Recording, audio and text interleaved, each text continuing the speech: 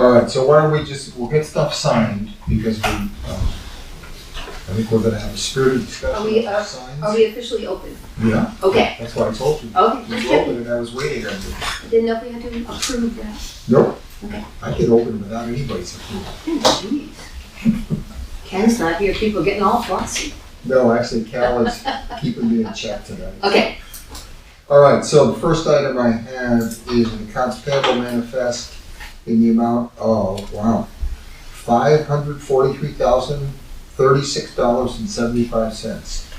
Has to be a school payment, Cal? What was that again? 300? Probably. No, 543. Yeah. 036. Yeah. 0.75. Jeez. Yeah, Shaker Regional School District is 518, almost 519,000. Well, okay. All right, so okay, I'll second. All those in favor? Aye. Aye. Let's pay the school. And others. And others.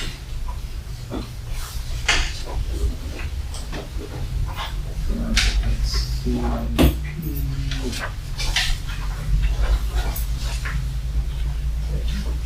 Okay, thank you. And Cal, if it's okay, I'll pass those over to you. Yeah.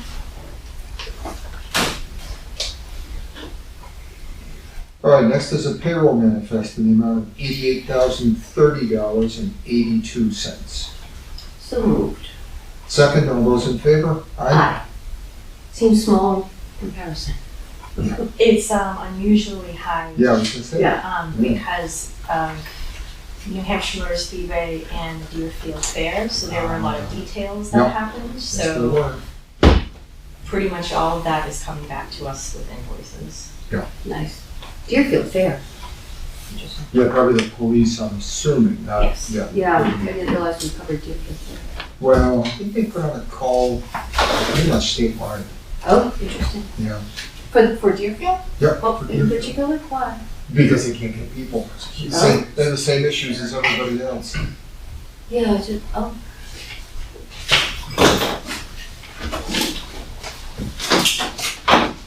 All right, appointment slips. So we've got Mary Wachonki, Deputy Treasurer of Canterbury. I know we talked about that, I think the last time. Yes. That we need a Deputy Treasurer.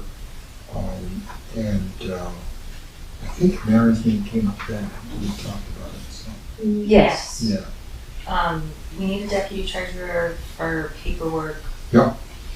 For one of the investment things. Right. The new investment policy with TD Bank, and especially if Al's not available, somebody else needs to sign Yes. anything. And there's very specific about who can and can't. And there aren't many people who can.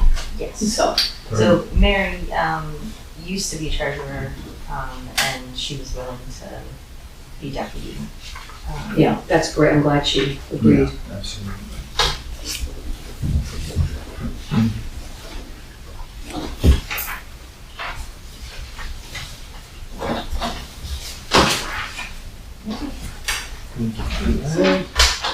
All right, next is Randy Johnson, Budget Committee member. Thank you, Randy, for volunteering. I'm happy Or to being volunteer. volunteered. We'll take you either way. Thank you. Will Randy get the meeting schedule? Because we added that extra meeting in November. Yes. Okay, very good. I think I started putting Randy on the emails last week. Sounds good. Yeah. Yeah, typically. I assumed.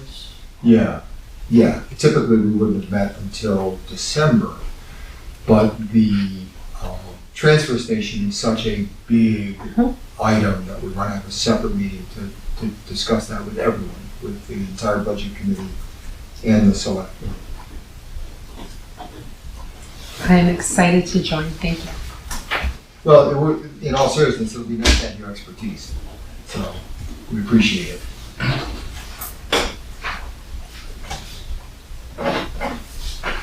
And is this the next one, Vanessa? For Yes, it is indeed. Did the question ever get answered about whether somebody needed to be a registered voter in town to? Did get answered. Yeah, so we talked to NHMA, and there are some boards where you have to be an you have to be a voter, a registered voter in your town. But besides that, and some of them say that you have to be a resident, but they don't have anything about you need to prove your residency. So as long as we know that somebody's a resident, on the HDC at least, it doesn't matter if they're registered. Okay. So Vanessa is Property all owner. known Yeah. that she Right. is the owner and she lives there. One of So, the most visible houses in town, so, yes. I'm just glad that got answered. yeah, absolutely. All right.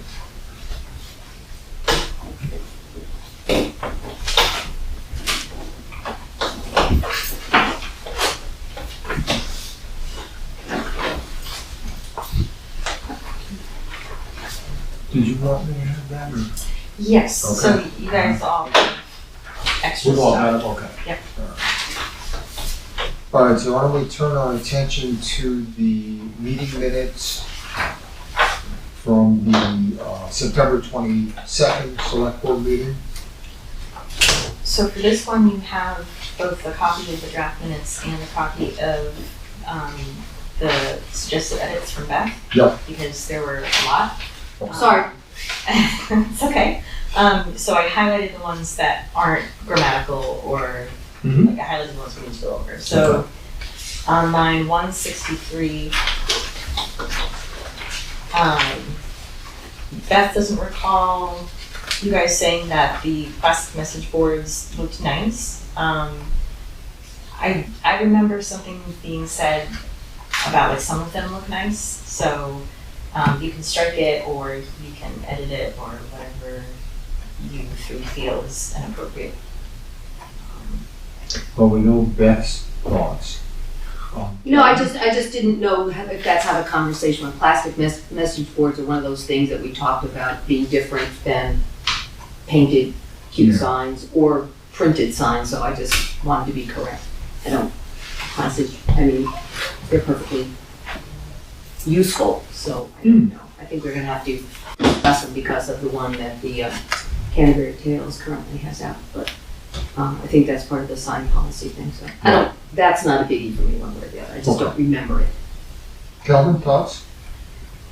I remember somebody making a comment about them. They could, I think along the lines of they could look nice or they can look nice. I don't think we elaborated on it. I think it was just I don't even know if it was us per se, but I do remember there was a Alright, comment that they can look nice or did look nice. I wouldn't be too worried about either way how we want to handle it. I don't alright, think it's, that's fine, yeah. Okay. so just So leave we'll it. leave that. Yeah, Leave it. yeah, leave it.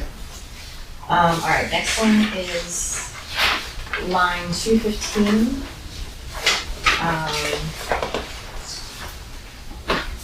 So adding at the end of line 215, Calvin was concerned about an ordinance that might be excessively hard to regulate.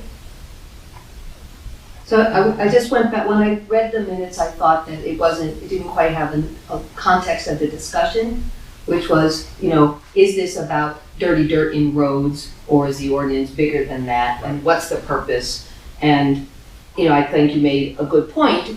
It could be hard to regulate, but, and then I just went back to the video and looked, because I did think it's kind of, to me, it was important that it get in there that this is not just roads, Right. that it was a bigger thing. So I don't know if it's okay to put in your concerns and then what I was saying about it. So that's just, to me, that gives it context. No, I'm okay with that because that is the gist of it. I'm just concerned about having stuff we can't regulate.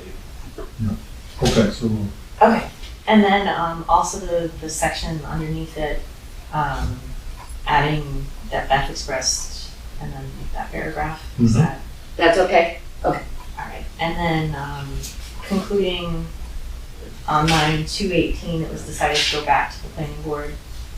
Does that look, Because otherwise it just ends and we talked about what, we weren't going to do it, so yeah. that what makes happens sense. next? Yeah. So Yeah. we booted it back to them. Okay. all right. And then the last thing is line 314. Adding more explanation about, it's not really the electricity prices, it's the The adder. electricity prices and the adder and, Yeah. so just explaining that a little bit better. So the reason we're not getting money in the account isn't because the prices are higher, it's because we're not using the adder. If we were using the adder, we would get the money in the account, but we're not, so. Right. Exactly. Unless people opt Unless off. they opt out. Right. Yeah, which if I remember correctly, the first year that I stopped keeping track, there were only 6 people in town that opted up. Very low number, unfortunately, so. All right, so that's it. Okay. And that's okay, that last one, oh, okay, ordinance, I just wanna look. Ordinance says construction. Okay. The conversation said logging, but the ordinance says construction, so it doesn't. I was considering them to be synonymous, so if we don't want, I can put. Well, I don't know, that's cute, because to me, logging is different than construction. Like if somebody building the house next to me, they start at 7:30, but if they're logging, they can start at 6:30. But the house builder, or, They've been better. I think that the logging company is aware of what has Yeah. been coming down. They've started later. so I don't know, I just wanted it to be clear so that in future, if somebody goes back and looks at it, you know, if I'm building, can I start building my house anytime I want? Or logging specifically, to me, logging and construction are different. So I guess that's similar to the other suggestion that I said no to, because that's not actually what was said. So yeah, during the conversation we talked about logging, but in the ordinance it says construction. So that's kind of a. But even the error amendment said. from the floor, because the conversation when Ken said it was amended from the floor to allow the exclusion for logging. That's not what was published, like the final thing the amendment from the floor was to strike, the whole definition or to strike a section that said construction is not allowed. So the exception is for construction, not for logging. It's for all sorts of work-related items. Oh, okay, so construction, so it is, so according to your note here, logging is included in construction? Yeah. So house construction can begin like logging as early as they want? Yep. Oh, okay. And so that is more of a, that's more of a, that would need to go back to town meeting if people wanted to edit that to be more clear. Okay, if that's what it says, then that's fine, I wasn't aware of that. Okay, that's fine. Thank you. All right, anything further on the minutes? No, I think I'm quite done. Thank you. All right, then I'll make a motion that we accept the minutes from September 22nd, 2025 as amended. I second that, thank you. All those in favor? Aye. All right. Thank you, Cal, for chasing down the details.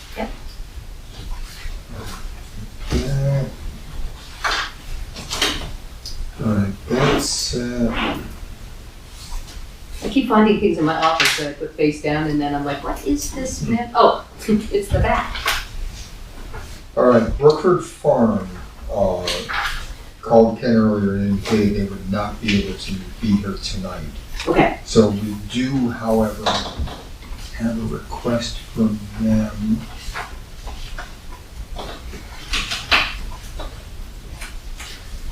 That I'd like you both to look at.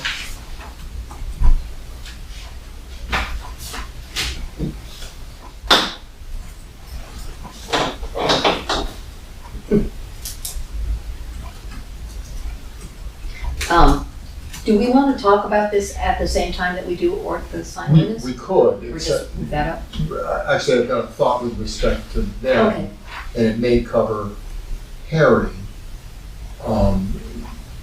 As you both know, we have some regular farmers market being another one. yeah, People that regularly place signs there, some of which are in compliance and some are not in compliance. My thought is with people like Hackleboro Orchards, Brookford Farms, that we instead of making them fill out, especially in Brookford's case, Yeah, fill out an application every time they're gonna have an event, we give them, kind of a seasonal permit, if you will. mm-hmm, But with the stipulation that each sign has to meet, and that's where I think we kind of dropped the ball in the past. Each sign has to meet the standards for signage in the center of town. and the other, I'm not sure I actually mind the printed pumpkins and puppet signs. It doesn't fit, but that Right. aside, So, what the bigger problem I have with his signs is that if the event is at some undetermined time in October, they go up in September, Hmm. and then might be there for a month. Yep. And may or may not get taken down. That's my bigger well, I problem. don't think that the sign, I don't think that's covered. Is it? So that's We're going something, over the ordinance right now? no, but, No. Right now, we're just really dealing with Brookford, but, I think Hackleboro, also. Because, I mean, Harry places a sign, I don't even know how long it's up. well, that's July, season, pretty yeah. much until, because blueberries, For first it's sad, you know, so, Yeah. but this, I think you have a valid point for somebody who does a lot of things. Yeah. And maybe Brookford, you know, they print up all those signs by the hundreds and disperse them, but they make a wooden one for the center. Right. They do look nicer and it does fit better. Yeah, and I think that's and I guess where I am is either we're going to hold signage to a standard or we're not. And if the answer is we're not, then do the signs in the center have to comply with the 10 square feet for the remainder of the town, or is there a different size dimension? Does that make sense? it does make sense. Because if you're going two-sided versus one-sided, Right. yeah, 10 square feet is a sound limit. The size of a sign in town is 10 square feet. That's why when you do like zoning or, you know, the big companies, they Oh, yeah, they have the special exceptions Right. are bigger. And Calvin's. Different from the town center sign policy. Right, and I was just curious Okay. if that, Right. if the sign policy for square footage supersedes that, it's not explicitly written in the center ordinance, Correct. so they have to follow the 10 square feet as well, is my assumption. That's where I agree with your assumption. I think that is correct.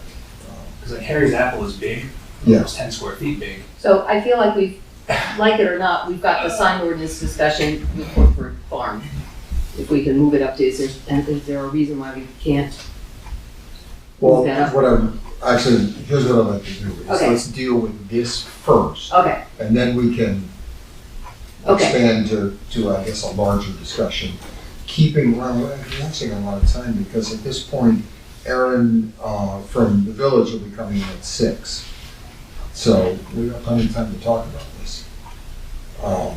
so if I can still. Of course. So his is for 2 signs in events according to the, so if he's willing to do it and make them wooden and make them pleasing, and that's, as long as they're not up at the same time, in pumpkins and Well, pumpkins in October, Yeah. Yeah. November and December. See, that's the thing. Is Actually. it 2 separate signs, or is it 2 signs concurrent? Well, it says pumpkins and puppets October, Christmas with the cows, November and December. So I don't know if that's the entire, is that 2 months? Okay, So it's 2 different signs.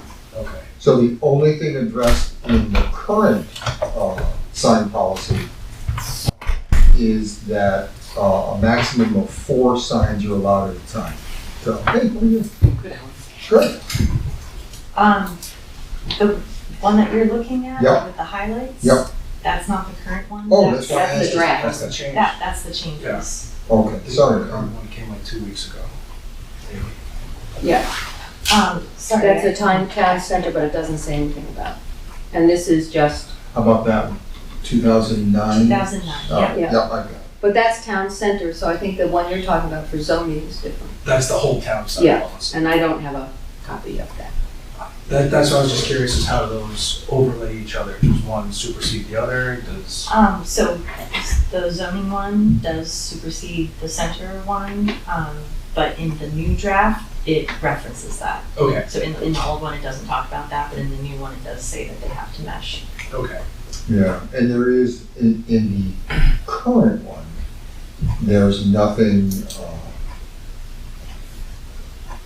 Nothing about numbers or how yeah, long, number of signs or how long. Well, then how do you, so it's 4 only at any given time?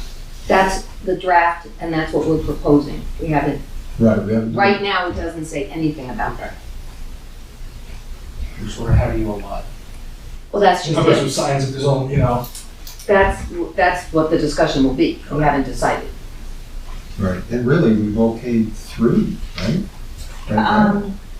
We have that new one, There's, the woman that's doing the new business on On Morrill Road, Laurel Road. Tracy Ennis, Yeah.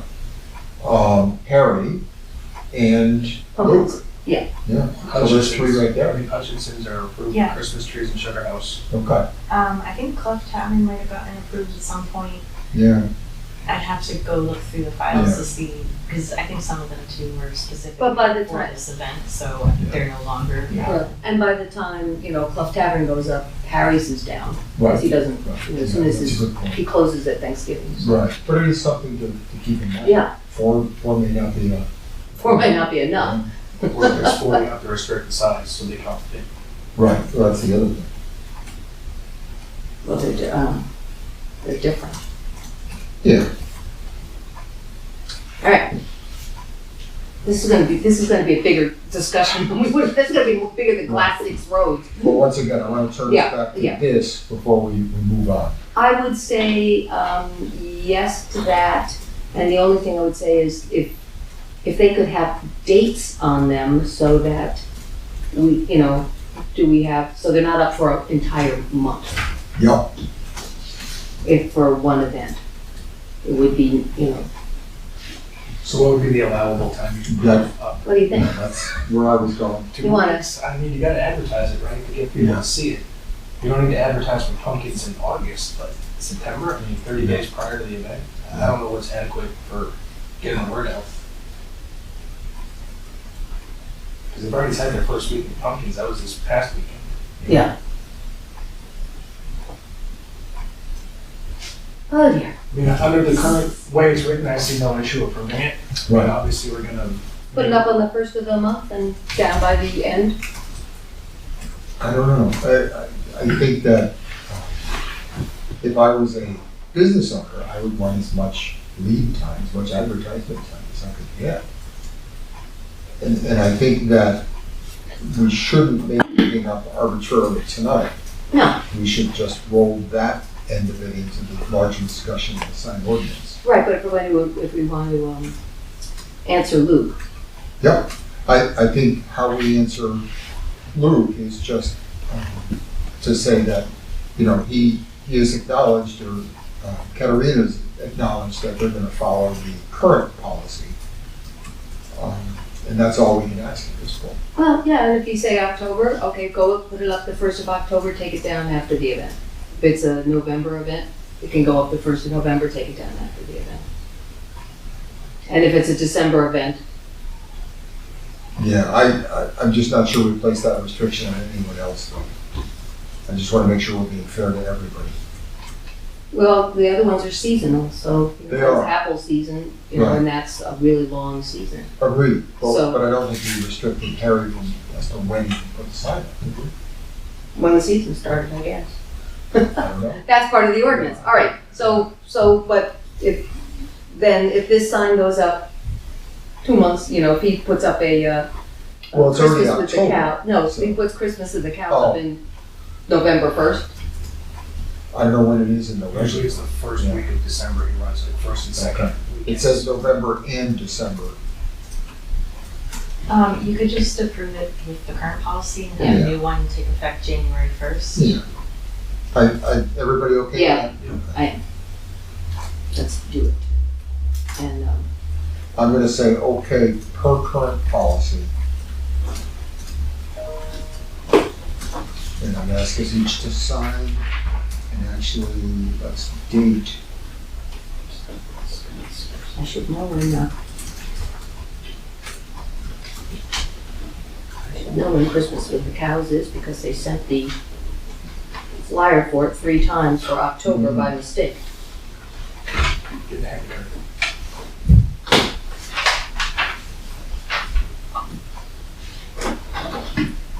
All right, I'm actually gonna put a hold on sign discussion for the moment. Okay? You're here to discuss speeding, Old Boyce Rd. Thank you for coming. Yeah, of course. So, I don't think you two have had the opportunity to look at this information. Well, boy, do I have some thrilling stuff to Oh, really scintillating stuff. I heard about this morning, but I didn't look at this. So this is Let's see the numbers, related look at to this. the young family that came before Yes. us in the last meeting about speeders and really, I think it's. So it's not just there, it's been Oh, on okay. a lot. We've got Okay. Campbell Pond, we've got Hackleboro, we've got over on Baptist, we got Baptist Hill, we've been Okay. getting complaints about pretty much every road Oh, we're okay. getting complaints, so. Which, Some are just a little bit more vocal than others, Yeah. and some are a lot easier to enforce than others. no. Okay. So if you remember, we discussed some options to control speeding, obviously one of which is enforcement. Correct. But, and you must have seen the, prices we got on. So I've got a few of them here with me, so I have. I think they're the same ones we So had. there should be 2 for a speed trailer with a sign. Yep. And then there should be 2 for a black box recorder. Correct. Okay. Yeah.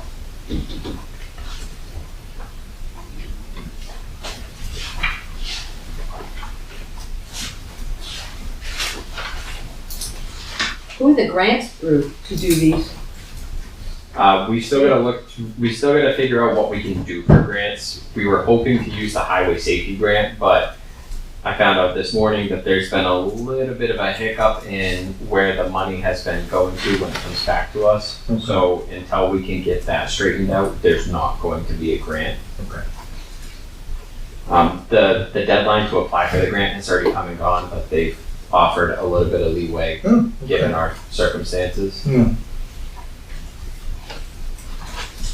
So if we do end up going with the highway safety grant, which is the one that will end up paying for most of it, it's a 75% reimbursement. So what would happen is we would pay, if we went for the most expensive option, just if we went and spent $6,395 on the top of the line, everything we don't need option, then once we were done with the grant, we would submit and they would reimburse 75% of that back to us. Depending on where the funds come from, if they come from the police fund and the way the grant is set up, then those would have to go back into a police fund to be used by the police. Okay. The way the highway safety grant has been going is the funds are supposed to come back to the police anyway and not go into a general fund for the town. So that's kind of where the hiccup is with moving forward for the next one. Yeah. But should we end up being able to move forward with that grant, that's where the funds would come from. So we have a few different options. One of the options that was brought up was to do a speed trailer with a speed sign. Yep. Just from my personal experience in time in law enforcement, I can honestly say that is a horrible idea. They get vandalized all the time. It happened to a very neighboring department that in the past, I think it was 2 years ago, they had it out in an area they were having issues and it got tipped over and smashed with a bunch of rocks. So they are open to vandalism. Okay. They're not very accurate. Usually when people see them, they do one of two things. They speed up or slow down. Rarely do they maintain the same speed they are going. And usually it's more towards the side of speeding. People like to see how high of a score they can get. Right, so with the other option is more expensive, but it's going to give us more accurate results. The second option is a little box that we can put on a tree, a pole, something like that. Yep. And we set it, we leave it for a couple of days, we go back out, and that will tell us exactly how many cars, exactly what time, and exactly what speeds they're going.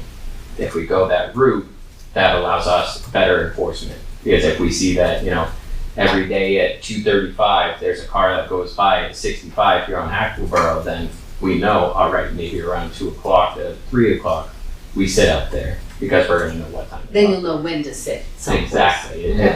It definitely helps out with the enforcement, just because I personally sat on Hackleboro, which is a place we've received multiple complaints on.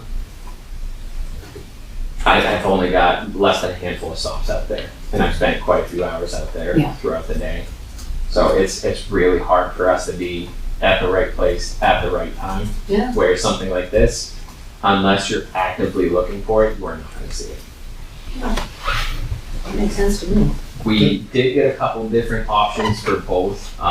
There's an option for solar was requested in both, and in both, solar was not recommended. JMAR themselves, I spoke to a couple different sales reps in JMAR, and they were very adamant that solar is not the option for us. It's not cost effective. It's gonna cost us about $1,000 more to do the solar option. Mhm. And they said that for what we're planning on using it for, solar is not gonna be a viable option due to the simple fact that the solar is for more of a permanent fixture. So if we plan on having it forever in front of the school, solar might be an option for us, but where we're planning on moving it around, it's gonna be more wear and tear. It's gonna be harder for us to get the sunlight we need. It's gonna be longer setup times, takedown times. Well, one would think if you're trying to somehow make it less obvious and put it on a tree, you're not going to be getting any. Exactly. Solar. If you're gonna be putting it in an obvious Yeah. place, it'll get the solar it needs. Also with the solar option, they come with lead acid batteries versus just their rechargeable option, which is the cheaper option that comes with the rechargeable lithiums. And we did get a couple different price points with that. The basic price point for the recorder box itself was $4,595 even. And if you guys don't have these, we're I think, very easily can get these to you. The actual, like, yes. you have the actual, right. Yeah. So, Yeah. so with those, their most basic option, $4,595. I called and asked, to get the rundown of what that would entail. And that right there is basically just the most basic equipment you can get. It's not something we would be able to use. We need at least a package with the Nexstar. The Nexstar software is the program that runs it. So getting the basic option will work. I have no idea why they sent that over as a thing. Maybe it's for people that already have the software, but so the laptop is one of those don't need it. It's a nicety kind of thing. They said the software comes with 2 licenses, so we can have at least 2 devices that the software can go on. Okay. Having a laptop that we could interchange between vehicle depending on who's going out to maintain the device. It's a nicety, it would be convenient, but depending on what we have for equipment, it may not be necessary. I don't know what we have for going on for the future with MDTs. I know we're still in the process of that. So seeing as how So is we're it a operating- proprietary kind of laptop that goes with this unit, or can any laptop run the software Any for these? laptop, Like any laptop of the can. random laptops I have in my house that you could As long as it's got some interwebs on it, we could use it. The problem right now is that most of the used laptops we're finding are Windows 10, which is ending on October 14th. So, Okay. we have to, I'm pretty sure that there is a Windows 11 lying around somewhere that we could use for this. Well, the option to do the kit with the software and the laptop, looks like there's so $4,895 for just the kit with the software. It would be an additional $300 even to get the laptop, or do the add-on down at the bottom for an additional $600. But $300 for a laptop? Hardly seems. That's not a well, horrible deal. it's not for the laptop. Yeah, That's it's part of the Okay. whole deal that they have going on. The laptop itself is $595. That seems more like it. Right. So if we do the kit with just the tracker, the kit, and the software, it's $48.95. If we decided to add the laptop afterwards as an add-on, it would be $595. Or we just do the laptop package. Okay. For They're giving you a deal if you $51. buy it all together. Right. Got it. Again, depending on what we have laying around, we may not need it. It'd probably be helpful, but And this would allow us to get at least one of the units that we could move around town. Right, so this will come with one unit. The basic one comes with one unit, comes with 2 rechargeable lithium batteries. You only need one at a time. They're good for 4 to 5 days at a time, which really is all we would need it for. Yeah. But if we set it out for 4 days on Hackleboro, then we put the new battery in, we set it down on Picard for 4 days while the other battery charges. We can keep moving it every few days with a new battery Gotcha. to get more accurate readings around town to actually dial in on these trouble issues. And is a 5 days enough, or 4 days enough time to get a good sense of who's? It should be. I mean, if we get it out there, most people are going to work, beginning of the week, at least Monday, Tuesday, and then we could leave it out Saturday, Sunday, so we're getting the weekend traffic as well as the beginning of the week commute traffic. Yeah. And it wouldn't need to be just those days. I mean, we can have it out all week. All it's gonna take is us going out, swapping out the battery, and if we wanna leave it out there for a month, then we just go back every 4 or 5 days, swap out the battery and. Okay. Yeah. Well, that seems a lot more reasonable than having an officer try to sit there and see something, and especially when we're down on officers, as it is. It's been but- difficult. I mean, this is, not that this isn't important, but this is a lot of time sitting as opposed to doing everything else you need to do. Right. That's what these are designed for, so that to me. They did send over a second quote for a modem, and that's going to be completely useless for us. The modem is just so we can dial in remotely if we wanted to. Oh, And like see, gotcha. and get the readings. Right, so we could just sit at the office and get the readings from there. And then that comes with a yearly fee, or we could just try it out every couple of days and get them. So I mean, the modem one, they did send a quote for it, but that's not gonna be something that we need to worry about. Yeah. And then let's see, I think that's all I have on that.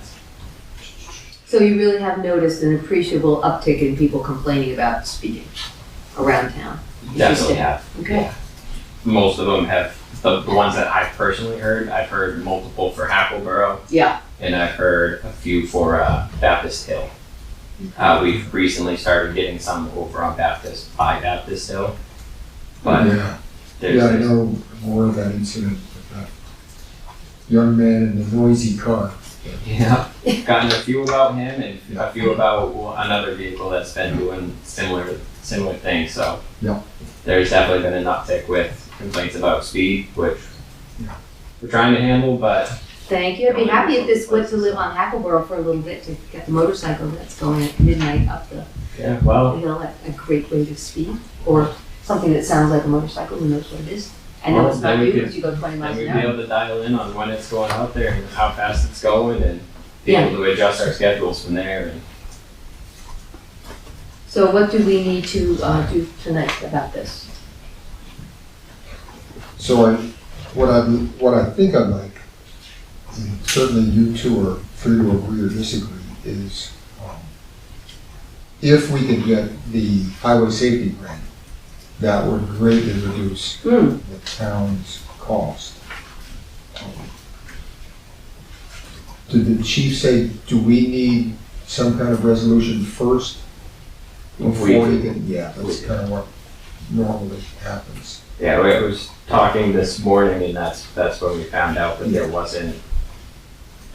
weren't certain things set aside Yeah, for budget, so right, the state was very clear that these funds are to go back into a police fund and not a general fund. all right, so did I hear correctly, is it the Black Cat 2 Plus Radar Recorder Kit would start next? You need a, It is, correct, so it's the second option down, the 4895 option. Yeah. So that would be the one that, you know, if we were to go minimums on it, that would be the one that we would go with. Yeah. If we were looking to add in the nicety of having a laptop, if we couldn't find one around town, then the 5195 option is the same thing, just with the laptop. Understood, That'd right. be the, But what's the long-term investment? How long does the software last? When does it expire? How much do we have to pay per year? So the per year- The shiny wears off. the per year for this, we don't have one unless we decide to go the modem route, in which case there will be an annual fee. I can tell you there's a neighboring town, well, a semi-neighboring town that uses theirs a lot and they lend theirs out a lot. I know we're using it right now on one of our roads. That way we can kind of that way we can bring in and show you guys, these are the results we're getting with it. Oh, okay. And these are the results we got just having an officer in the area. Do So they rent it to us, or are they being nice and just lending it? they're lending it to Okay. us. Right, yeah. It'd be interesting if you could, More of a professional. we're courtesy. renting. Yeah. Yeah, they saw us out running the radar, and saw that we weren't getting many results, and they offered it to us as a way to help, so. Great. So if we make the resolution to pursue the grant and then the grant doesn't come through, then what? Do we have to? And we applied Then I think we talk to the budget committee. Yeah. And get their thoughts on it, because Okay. this is a substantial, at least in my opinion, fairly substantial expenditure without a grant. It would be, you know, Yeah, over I mean, 5,000. it's just one of those things where we only have, what, 3 officers? Correct. It's a great toy, not toy, tool. Tool. Oh, tool, Yeah, right? How often are we gonna use it? What happens in 6 months when we address these issues? Do we just start loaning it out to other towns free of charge? Again, I'm not against it, I just want to see what's the long-term payout to us. So long term is, it's going to be a tool we continue to use. So if we use it and 6 months from now, the speeding, we see serious reductions in the speed, then great, we accomplished what we wanted. If we want to lend it out to another town, we can. If we want to just hold it, we can. But speeding is always going to be an issue. It's never going to go away. So 6 months from now, we curb it. A year from now, what happens? Well, I guess We're that's gonna kind of what need I'm it saying. Right is back like, to it, then we've it's- still got that tool that we can put right back out and start using again. I think whenever there's a complaint, it'll go out, like we had the gentleman who was here last week. Mhm. That's another road in town where Right. they're having the problems, and it can go over, it could go over there too. So I can't see it not being used very often. Right. It would definitely get a lot of use to it. yeah. But in my mind, there is a difference between the town investing $1,000 and over $5,000. Yes. Right. You know, And that software has to expire at some point. I mean, that's little stuff down the road, but yeah. I would just hate to see a piece of equipment get used for 6 months, then we forget about it or we move on, or it sits in the back of the town lot. Right. We already had it there, you know, because it is a good chunk of I money. don't think Officer Westgate's going to forget that we have it. No, with the amount of complaints we get about speeding But, and having a serious tool like that, I mean, my last department, we had a speed trailer, we shared it with multiple other towns, and when we could use it, we used it. And it was only for a couple months, every so often, like, we got it for 2 months a year. But when our 2 months came, we used it, and we moved it around a lot. There were a lot of issues with it, but it did get used. Every time we had an opportunity, we would use it. And that was a trailer. Everything was huge, clunky, hard to lug around. You had to have a specific car to tow it where you needed to. Had to go out there and calibrate it all the time, make sure it was charged all the time. It had a lot of issues. But even with that, we still used it as often as we could. What's the maintenance on these? The maintenance on these, from what they said, it's a simple plug and play. We pop it up and we're good to go. I can ask them more, what the wear down time is. The only thing they mentioned with the wear and tear is if we decide we want to do the solar upgrade, but we don't get the solar, then it's obviously more susceptible to rain damage because it comes in a different case. So that's going to leave it more susceptible to weather. But if we do just a regular not solar option, it's almost like a little top box, like an otter box kind of thing. But it looks like a game cam. And Exactly. those things are pretty impervious. Yeah. I'd be interested to see, when does the state, the 5 roads or the however many roads in town that we approved getting the traffic surveys on? Did we already get back? Did we get June or July? Yeah. all the results for like the dump road and everything? I don't know. Oh, you're talking about the count. The It's count, not speed. That's just a raw count of vehicles. yeah. To my knowledge, we have not gotten that back yet. We haven't seen it, so I'd be curious to see if this was deployed at those same Yeah. places where there's high traffic. Right. What we find, but, I mean, I would say if we need to make a motion to pursue the grant, Yeah. I would say yes, and then, again, if we don't get the grant, we bring it to the budget committee and say, okay, this is still a worthwhile project, can we do it? Right, but, We're still gonna be pursuing the grant because Yep. the grant is, it's an umbrella grant. So okay, we applied for it for this year and we were awarded for it this year, and it comes with a plethora of things. It comes with a speed grant, so it gives us time to go out and run, speed patrols where we just sit solely on 106 for 2 hours and we stop any car that's speeding. There's one that's solely for DUIs. We go out at DUI trouble times and hunt for DUIs. So Yeah. the grant it's an umbrella thing. There's a bunch of sub grants in the main grant, but as part of that, the equipment is part of it. So we're applying for the grant. We're hopefully gonna get the paperwork to you guys soon. We just have to get a couple of small bugs fixed on that from last Okay. year's. Okay. But the grant we're going to move forward on, so that one's more of an us thing than a you guys thing, kind of. I mean, you guys will obviously have to approve it when it comes, but Yeah. we have a couple of things on our end we need to tweak before we can submit it to you guys for approval. Yeah. Okay. But in that, like I said, the equipment is part of it. yeah, And just the quell any fears that anybody might have, I understand the whole overreaching of government and all that, fear of police tracking people, from the shadows. This one isn't an enforcement tool, so it doesn't take a picture of your car and your license plate and you when you go by at 60. It just says, at Somebody. this time, a car went by going this fast. Yeah. It doesn't say anything else other than this time, this car yeah, was Just going speed. this fast, right? Okay. So it's not like we can just sit in our office and email you a ticket and say, haha, we got you. We still have to read those results, go out there and then. Yeah, yeah. Certainly my feeling is if we get the grant, then I think it's worth pursuing, but. yeah, and the rechargeable one, lithium battery, software and, for if it's $300, if you buy it as part of the deal, to me, that's not a bad deal than trying to go hunt and find one and, if it's a good laptop, but, Yeah, again, if we had to go, and buy it off the shelf for $600, if we had one, great, but. Yeah.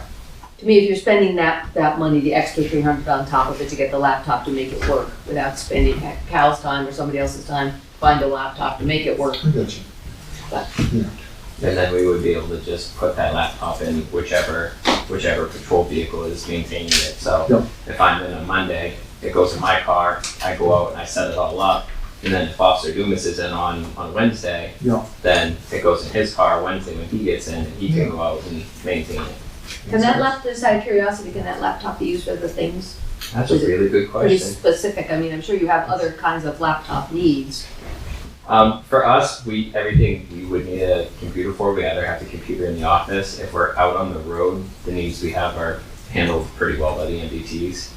For the time being, I know the MDTs were having to fix some things on. We're looking at other avenues for those, but the Okay, I'm laptop sorry, really would you wouldn't. please explain what that is?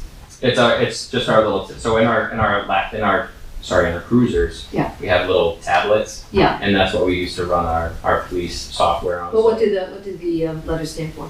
Motor Vehicle Tablet, MDT, is that what you're saying? MDT, MDT. data terminal, probably mobile. Yeah, it's mobile. Mobile Data Terminal. Okay, so it's not a laptop, it's the thing that's built in, it's part of. Some of them are laptops. Okay, Some departments use laptops, some use top books. We have, for the time being, we have tablets. okay, got it. But that's what, it has the internet on it, so we can go to the Google if we need to, but that's what we use to run all of our spots and everything like that, to run plates, run names, enter car stops. Okay, so it's already doing, Right, Lot of yeah, work. so we've got everything we need there. Okay. So, and if anything we don't use that for, we have computers in the office. Yeah. We could put a license on one of our MDTs, but our MDTs are all needing to be replaced. okay. So, Yeah, I think the laptop probably is a cheap investment, if we're really spending. I will look into what the annual costs are for upkeep revenue, or for upkeep. What we need to Licensing. look at, licensing. Thank you. Randy, what's your question? Just a quick question. So when you're placing these and you see like a good spot with a tree, do you notify like the property owner that you're doing this? Because I can imagine if like there's a tree at the end of my road, like, or by my driveway, if I saw a black box, I'm going to take it down and throw it in the trash. Right. So with these ones, these are tamper-proof, so you couldn't. But also, yes, that's something we would have to discuss. But that would probably be one of those like courtesy things and probably a permission thing. I mean, I'm not just gonna go and hang my stuff on your tree just Right. because I'm a police officer and you're not. That's pretty horrible to do. So Well, it and would even probably like, take some talking to Something in the landowners. right But of way, but if it's in the right of way, or if you put it on a utility pole, or, so you know. when somebody calls to complain about speed to us, hey, they're speeding by our house. Well, we have a potential Tool. solution. Would you mind us hanging these on one of your trees down by the road? I mean, that's all something that would have to get discussed. I'm not the one that can make the overall call on that. That would be more on the chief, but I'd assume that's something we would definitely have conversations with the landowners on. Thank you. Of course. Yeah. Calvin? Okay. All right, so now what? So I think the now what is, that you guys get some more information and then come back with it. All right. Sounds good. And we need a motion to say that, yes, we're pro the lithium battery, not the solar option. This is, I don't think we need it at this point. Okay. I think Yeah, that- at this point, I think it was more of a, is this something we should look to Yeah, actually pursue? and I think we've narrowed the focus anyway, Yeah. away from the trailer. Right. away from So the this- trailer and away from a dedicated person sitting and watching Yeah. for lots of hours. Don't get me wrong, Our I focus. don't mind sitting on this Yeah. side of the road for hours, and it's part of my job, but Yeah. I'd like to have some actual results yielded from that, instead of just watching the leaves fall, Yes, thank you, we appreciate that. of course. All right, All right. Thank you. Yeah, that- we do. All right. Hold on to it. If you guys Well, need copies, just let me know, or Okay. let Chief know, and we can get those emailed over to you. I don't know if there's any, could you ask him to send? I would that? email a copy to the Yeah. office for sure, Yeah, to to put on Cal. records. Email to me and then I'll Yeah. send it out. Sounds good, I'll head back and Terrific. get that over, so. Cool. Thank you. Thank you, Officer Westgate. All right. Let's see, Just think about the number of complaints we've had here just in front of us, and we don't get to hear half of them. Right, exactly. It's a good. Yeah, Well, how many of the same people complaining too? yeah, Because I mean, the same 5 people complaining.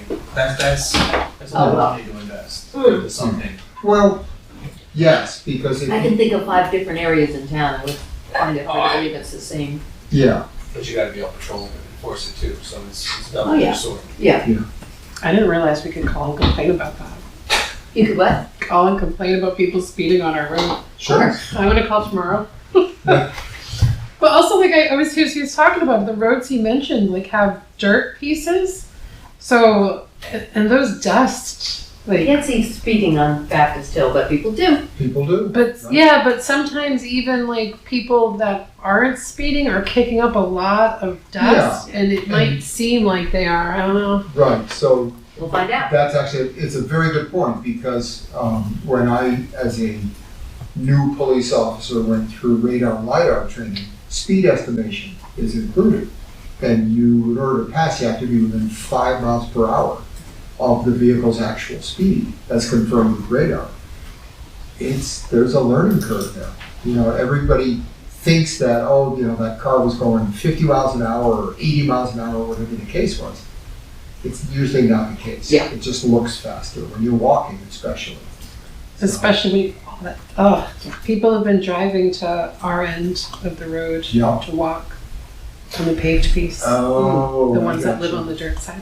Oh, yeah, because it's so dusty. Yeah, that's funny.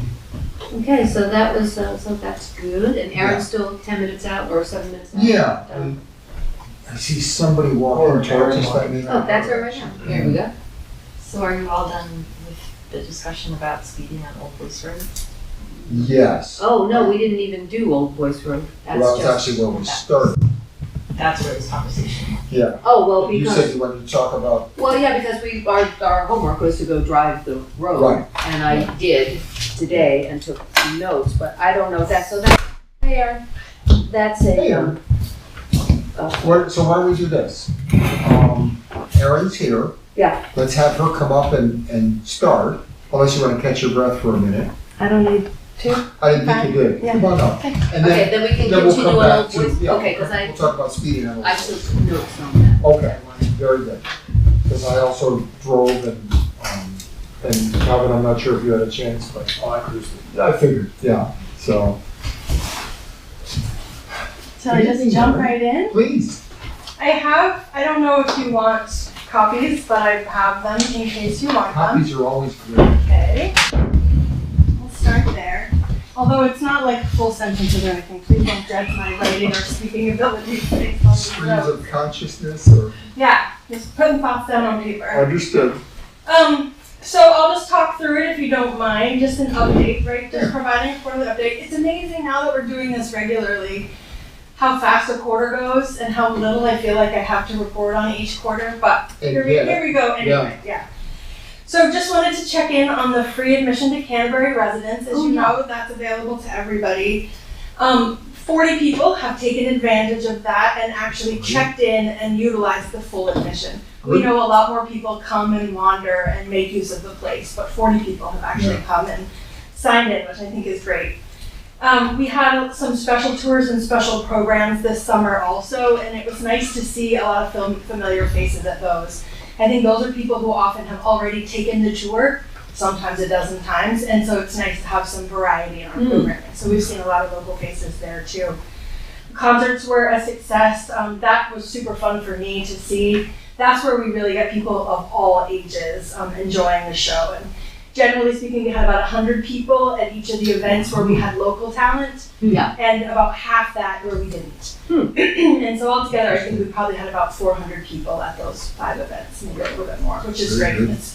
I'm finding that that's a great, this was my first season of experiencing those, but it's a lot of people, that's their first touch to the village. And then some of them I've seen at follow-up programming in other things. So that's really, it's a lovely thing for the people who come. And it's also good for the village because some people are coming back. Well, it seems very welcoming. You wander in, you go sit, you listen to it, and then you go, wow, this is a And great people are like, place. wait, I don't know anything about this. I need to learn more, and they tend to come back. So Good. that's exciting. And then here's just a list of our upcoming events. I don't know if I should read them for the group, or if you're content just having them in the notes. Would you like me to review them? Sure. Okay, so up next is the car show on Saturday the 18th. That'll be a fun event with a variety of antique cars in the village, including the Shaker car. Little fundraiser happening on the 20th. Grapponi Ford is going to be doing a mobile oil change event. So that is signed up through a QR code, but if anyone's interested in that, we can make sure you have that. Our ghost tours are happening Friday and Saturday over Halloween, and I've heard, I've been out of the office for a week, but that we're working on planning another little holiday event, at least for the Dewey School families and maybe for more, I'm not sure.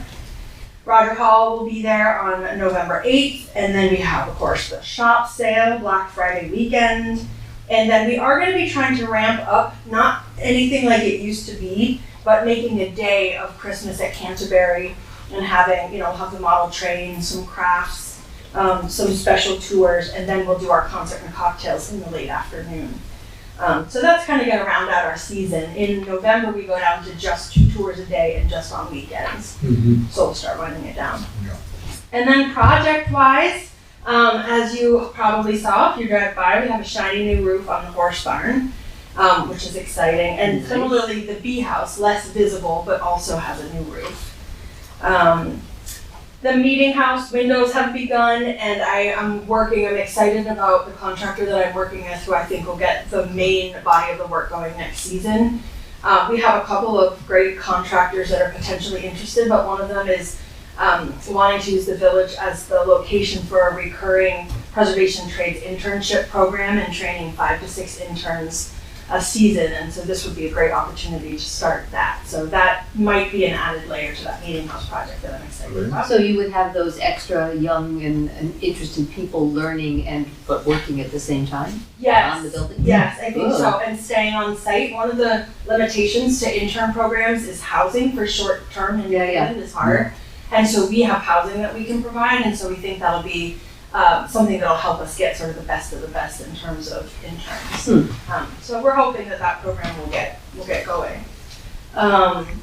Carriage House ramp is in progress. Brethren's bathrooms, we almost have the funding in hand, and so we're going to go ahead. I had a conversation with the contractor today. We're going to try to get that lined up for winter work. The East House, some of these I think are updates, but we are still awaiting the L-CHIP grant. We'll hear about that in November, but we do have the match in place. for that. So assuming that grant comes in, that project will get to construction as soon as we find available contractors for that. The infirmary, I thought federal funding was dead in the water, and I had sort of taken the infirmary off our list, but we did receive a Save America's Treasures grant for the infirmary, and so this winter we'll be working on matching that. You have cash in hand?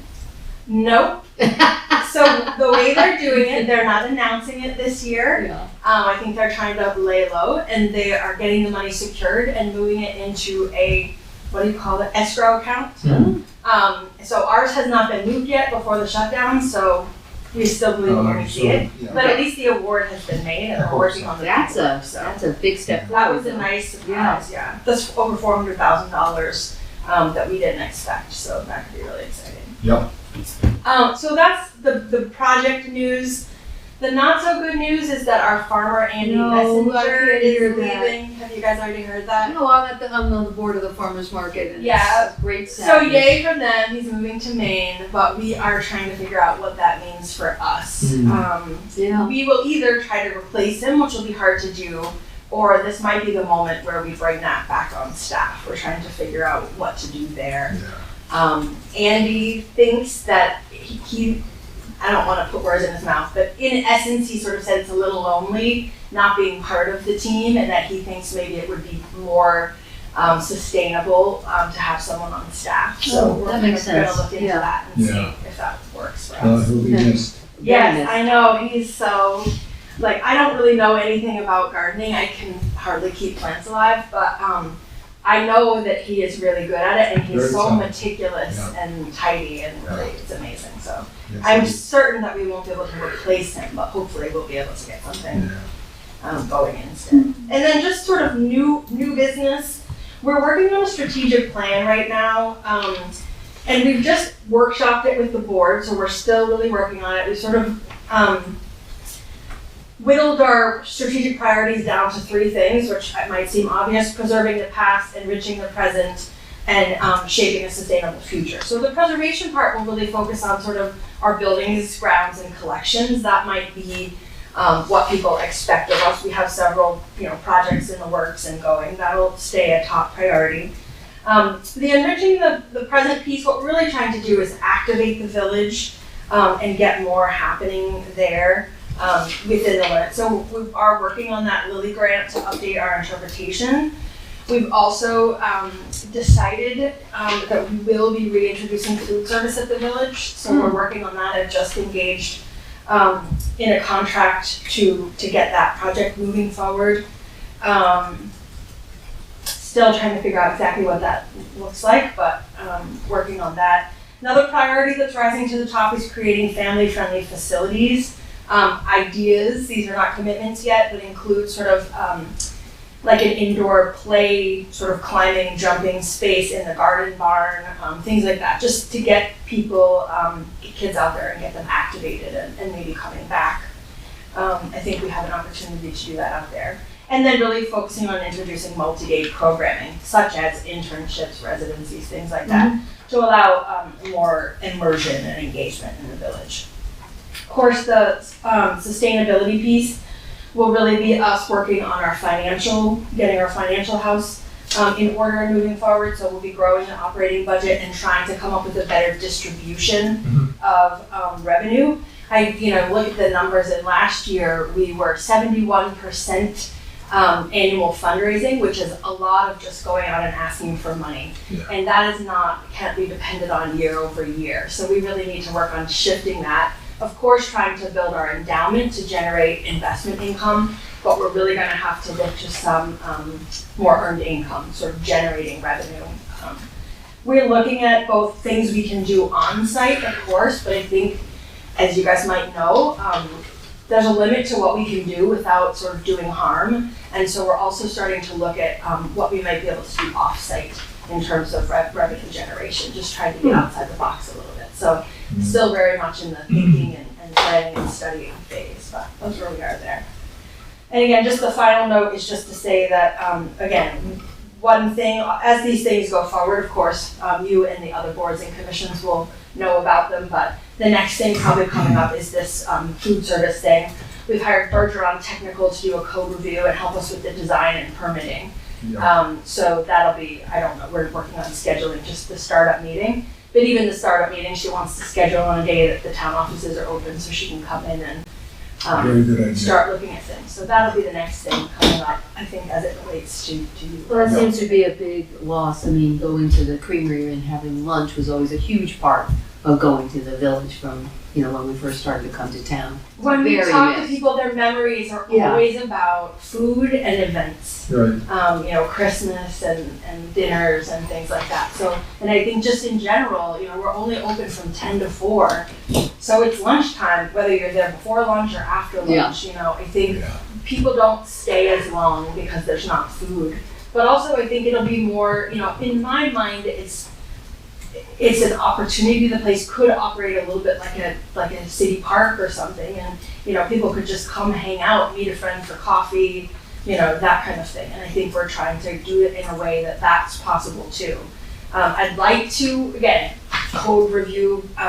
The idea is that we'll reactivate the production kitchen, I'm calling it, in the Dewey School building, and then serve out of the horse barn.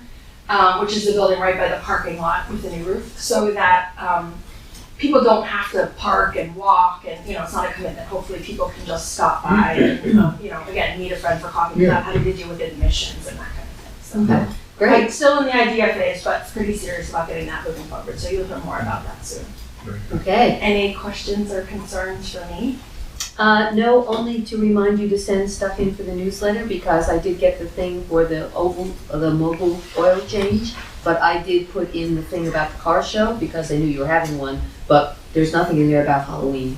Okay. And that is a big event for you, and Right it up, used to yeah. be a big thing, and we had a front page of the newsletter was all about Halloween in town, but there was nothing from the village, which would have been really nice. That is a good point. We need to do better about that. We do have a new person starting next Tuesday. He will be our communications guy. We've been without, and so hopefully we'll do better at remembering these Well, things. if we have Getting a these calendar things even out. short, Yeah. I mean, it comes in, it goes in the newsletter. Randy's gonna be taking care of I hope, the online calendar for the Great. town events, but would include area events too, like Shaker Village, of Great. course. Cool. So, if we have everything that's going on, we can advertise you there as well. Great. Put you on we'll our try to do calendar. that. We've been just barely keeping up. Yeah, with our no, I'm monthly sure. newsletter. That's why, Hopefully we I can knew start there to was get the ahead car of it. thing because I Yeah. saw it on the bulletin Yeah, board, good. but I didn't even realize there was Halloween. Anyway, so Yeah, great. put me on the radar for. Definitely. Yes, ma'am. The email that goes out to everyone to say, this is your deadline to get stuff in. I get it. You do Yeah. get it? Okay. I do get it. Yeah, thank you. Just make sure, I'll get you guys' name. I was the one to say I didn't get it this month. I get it. You get it. And I flag it, and then it goes by. I know, I'm getting a newsletter out like October 1st on the day, so just give me the new guy's name and I'll put it on the list. Yeah, Garrett, he'll be Perfect. here soon. Great, this is a very full plate and sounds like it's going really well. I think we have some really good momentum. One of our big focuses right now is fundraising. And we're really at a point where we're starting to make progress, and that, progress begets progress. Like once good things start happening, it's easier to tell people what's happening. And so I know we're about to go right back into winter, and so who knows if we'll sort of slow things down. But I think there's good energy. Having Garrett, so this Garrett who's coming in, I think I've mentioned to you, we have a new director of development, Cassidy. She's great, she's doing great things. And Garrett will be coming in to help us out also. And I think just having more capacity to do things. And Garrett's also an events guy. He's coming to us from North Carolina and loves organizing music events and things like that. So who knows how much of that we'll be able to let him do. But I think to the extent that we can turn him loose, there'll be some good things happening. So if we get snow, can we have coasting and then get hot cocoa in the laundry like the Shaker kids used to do? Maybe? Yeah. What's hosting? I would do that. Sledding? Sledding. Okay. Yeah, sorry. Coasting. Well, you coast on a coaster, you sled on whatever. Okay. Snow, hot cocoa. He's and actually going to be, not that you should go introduce yourself right away, but I'm going to be stepping away from the East House so that he and his wife Rachel can stay there while they immerse themselves in the area, figure out where they want to actually live and that kind of thing. Yeah. So he'll be around the village this winter. He might. Perfect. He might. And his name is Derek, you said? Garrett. Garrett. Yeah. Thank you.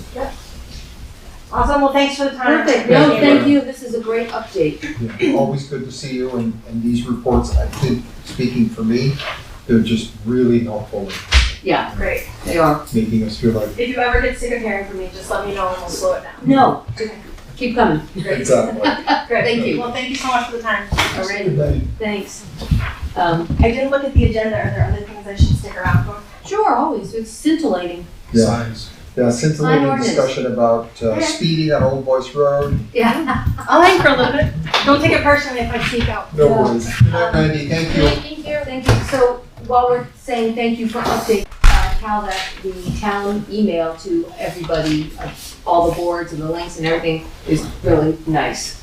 And I hope it didn't take too long to do and that they keep coming because I think it's really helpful. Yeah. All right, why don't we go back to speeding on Old Boyce Rd? Yay. All right. So this is what I thought when I drove there today. And I was thinking about the people walking. Yep. And Old Boyce is a town road, correct? So the signs That that is go up correct. there are ours to do. Right. So this is just, I had my memo thing on, so excuse me if I relive driving down Old Boyce Road. So when you pull onto the road first, right out of the rotary, and you get to the point, there's a 30-mile-an-hour sign there, Correct. which is crooked, bent back, and the letters are starting to fall off, and it doesn't really say, it doesn't inspire me to go 30 miles an hour. So that was kind of obscured in the weeds. So I drove 30 miles, I drove the road 4 times, and twice I did it at 30 miles an hour, and then twice I did it at 25. 30 miles an hour on that straight away seems pretty reasonable. Yeah. It's pretty clear, it's flat, it's open, it's wide. When you hit that first curve, Yep, the right angle. there is and there is just before there, just past Brookwood, there is a slow children's sign Yeah. up. So, and that's in the For What It's Worth department. But there is the left arrow sign, but there's no indication. I thought your idea of having the chevrons is really good because you're driving in, it's dark.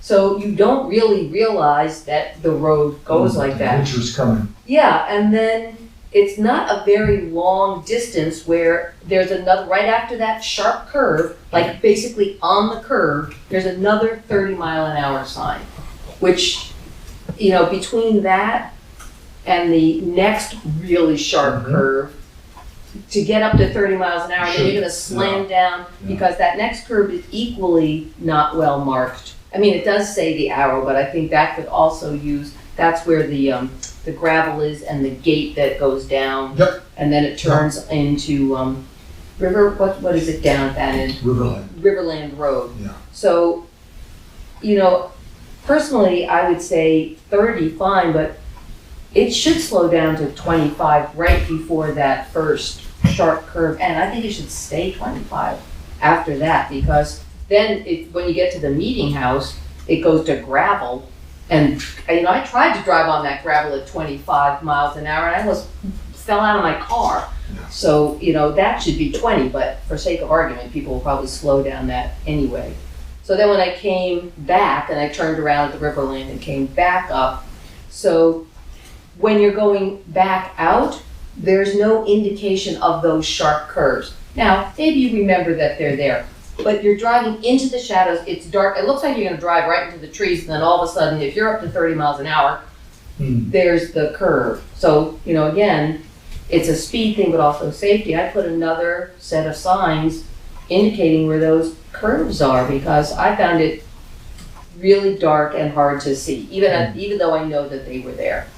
So and then coming back out, I tried to drive 25 miles an hour on the big long straightaway up to the roundabout, and it was hard to maintain that. 30 miles an hour there seems fine. The rest of it, I'd say 25 and just make sure those curves are much better marked. And I don't know if that helps or hinders the problem with the walkers are having, but I think it would make that road a little safer. Yeah. Have we had any other complaints of people having troubles on that road other than the walkers? Not that I'm aware of. And is most of the traffic on that, well, people going down to the Riverland are transient, I mean, people who aren't driving it every day. The Correct. businesses that are down there certainly know the road, but, Yeah, I would think so. Certainly, as you know, there's several businesses that operate out of there. yeah, But also there are delivery vehicles. oh, that's you true know, too. all kinds of, and, you know, in the first section, you've got people coming and going from Brookwood, Yeah, who may or may not be familiar or willing to observe the speed limits, I guess. but that up till then, because they're before the first curve. Correct. So It's almost 30 a mile, perfectly straight. yeah, 30 miles an hour to Brookwood or Brookford? Brookwood. Brookwood is I think, to me is fine. It's after that that I'd make it 25 and just mark those curves a lot better. Right, so if I remember, we'd have to, if we wanted to reduce the speed limit to, let's say, 25 after Brookwood, Yeah, I think we'd have to get, well, it sounds like we need a replacement 30-mile-an-hour sign as you go onto. well, at least straightening it up and put it like right where it is. It's like right in this whole bunch of shrubbery, Okay. whereas like 20 feet ahead of it is like a clearing where if you stuck the sign there where you could really Yeah. see it, because you come off the intersection and if I wasn't looking for the speed sign, I'm not sure I would have seen it. Yeah. Because you're paying attention to the Yeah. thing and you're, whatever. Yeah, yeah. I'd move the sign and stand it up. Right. And all it needs is a black magic marker. There's a couple of letters, don't need a whole new sign, but stand it up and make it clear. And then the one after the first curve, again, it's practically on the curve, and that's also in the shrubberies with things hanging on it. Right, which I think is something that family that came and talked to us mentioned is the invasives that are growing Yeah. out, Yeah. and just creating even more issues, with space. So, what are your thoughts, John? It is not a good corner. You Yeah. know, and I think depending on what's the most cost-effective way of handling it, to echo what Beth said, I think 25 miles an hour from that corner to the end would be sufficient. I think the smart thing to do, especially with people, like you said, the coming and goings in the Yeah. summer, people that aren't aware of that corner, you can catch it quick. Right. I think shy of either painting or highlighting those corners, it's really easy to be, so I think if we just mark it better, hopefully that would solve the issue, Yeah. but it's kind of a rock and a hard place. If Yeah. we can't do anything with the invasives, it makes it difficult to open up the Right. visual aspect of it, so. Right. To me, the invasives are not except for the fact that there's so much of it that it's dark. You come into the corner and it's dark, today it was, so you don't see the corner. I didn't see them hanging in the road and making it hard to drive. Yeah. They were No, hanging I over think- the sign a little bit, but, Yeah, and I think the complaint, if I remember from the family, was the invasives make it hard to walk. Right, In other words, visually you you- can't see people coming Right. on that corner. Right. I'm not sure I would agree with that, but then I wasn't walking. Yeah. I was trying to see, the speed. And everything. Maybe I'll go walking. Yeah, everything looks different, I think, when you are walking and there's. Yeah, if you're on the side and someone's going too fast, they're probably not in their lane, it's. Well, and part of it, and I'm sorry, but part of the onus is on the walkers. Because if you're not wearing high-vis vests, if you're walking on a road where you're having problems with traffic, you think you're completely visible because you're a person walking on the road in broad daylight. And if you're wearing a dark green t-shirt up against anything, you cannot be seen in the shadows. And I've almost pegged people being perfectly alert Yeah. because they just blend in. Yeah. So, walking on Hackleboro, I always wear high vis because it's just too easy to not see someone. But that being said, I think we can help mark the things better if we can, whatever, is it a vote drop the speed limit? No, We have to vote. I think we can do that. I think we can do that. You can do, but I think it might need to be I a think public a public hearing. hearing. Yeah, okay. Advertise it. Notice the Yeah. abutters, drop the speed to 25 and, I'm not even Make the sure, sign. well, you guys can figure that out.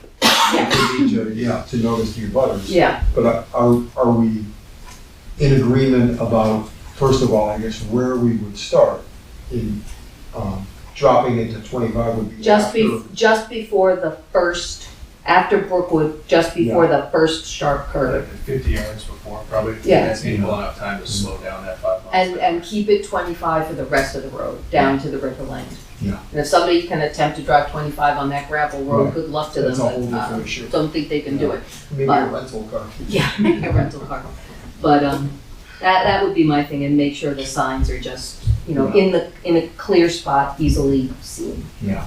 And there is we also had talked one more about the, getting another sign, but there is one there that says slow children, so I don't know if we Well- need another, slow walkers in it. Yeah. Pedestrian speed limit. Right, pedestrians. I certainly think that, you know, it never hurts to warn people about, you know, things like right angle turns and Yeah. that there are children and or pedestrians, you know, walking. But What kind of signs can we actually put up? Can we have a sign that says anything we want? Can we say, families in the road? Go slow, No, families in the probably- road? Or, probably not. But I think there's guidelines. okay, I think John. John, Yeah. John. we'll find out. But there is one sign there, and, you know, quite frankly, if we put another one around the corner, around that first corner closer to the soccer fields that said kids. Yeah. Um, Children are playing. yeah, something like that. I don't know how much that makes somebody slow down, It does. Yeah, that's the, but, It's just another yellow sign you gotta read. right. yeah.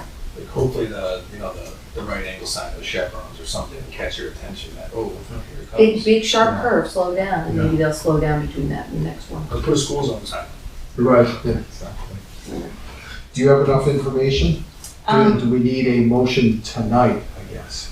I don't think so. Okay. I've got it that you want, after Brookwood, maybe about 50 feet before the first curve, you want 50 yards. yards, 50 yards. Before the first sharp. Before the first sharp curve, Yeah. you would want a sign 25 miles per hour to make it 25 all the way down the rest of the road. Correct. You want signs for the sharp curves going in the Both opposite directions. both directions. And maybe chevrons to Certainly on that first one. Yeah. show that, so that way you can see that the curve is there. Fixing the 30 mile per hour sign that is currently in place at the beginning of the road and hopefully moving it maybe a little bit to be more clear. And Ken and I can figure out which parts of that need public hearing and, Okay. and what the noticing needs to look like. And so we could, depending on the timeline, we could either do it the next meeting or the meeting a month from now. Right. So it would really be, it changes, it looks like, to Riverland at the first sharp turn, Yes. just beyond Brookwood. So I think that's how we have to Okay. notice it, is both Old Boyce and Riverland Road. Yes. And I don't think it changes names, or no, it does It does actually. have a Oxbow third- Pond Road. Oxbow, yeah. So we would make sure that the notice included all All the three. roads, and Yeah. we'd figure out if the butters should be noticed, and maybe we'll send out notices to the butters anyway, just as a courtesy. Yeah, Um, yeah, I would think that they would be supportive. And at some point, should we contact the family who came in and just say we're Well, they're in talking? the butters, so they would. Oh, they would get that Yeah, they notice. live, right, they live on one of the houses down there. I can't remember which one they said. Well, and also, how much do we let people know when those speed boxes are going to be deployed? Well, we have to get them first, so let's Right. not worry about that. And the answer is we shouldn't. Yeah. Because then it spoils the surprise. As well as a surprise. Cal, something else for Ken. There's a road that runs off Riverland called Scotch Pine Road.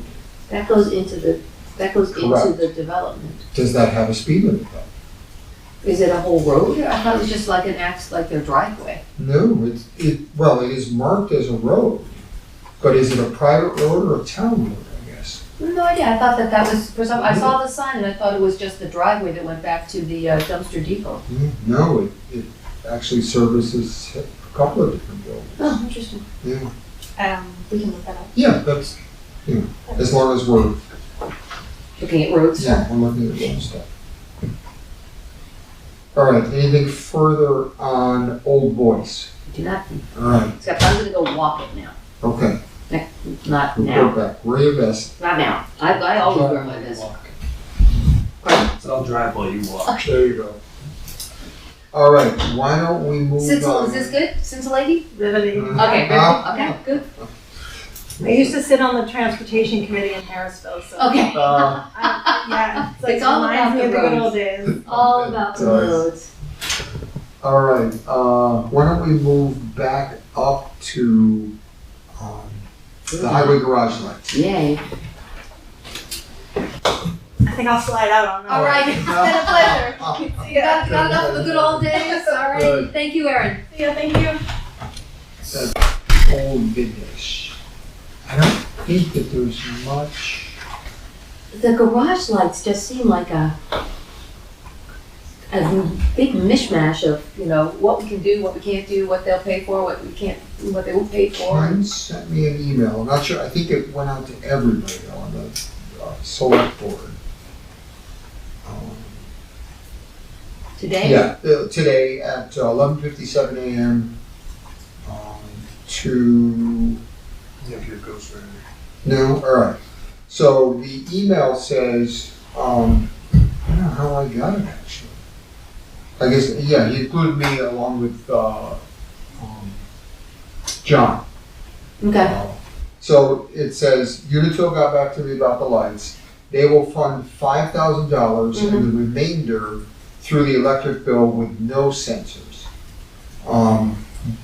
It might be a good idea to install the sensors in the rows near the walls as we discussed this morning. So if someone comes in, the door will come on. However, since he sent me this email, which was, like I said, 11:57 a.m., he called me mid-afternoon, and the electrician brought up that the sensors are infrared.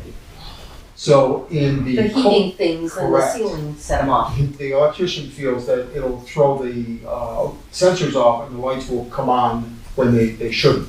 So we may very well in cold weather just have the lights popping on randomly because of that. But, So, and this was, because when I talked with Ken about it this morning, and Yeah. he hadn't talked to the electrician yet, Yeah. and that was a concern Yeah.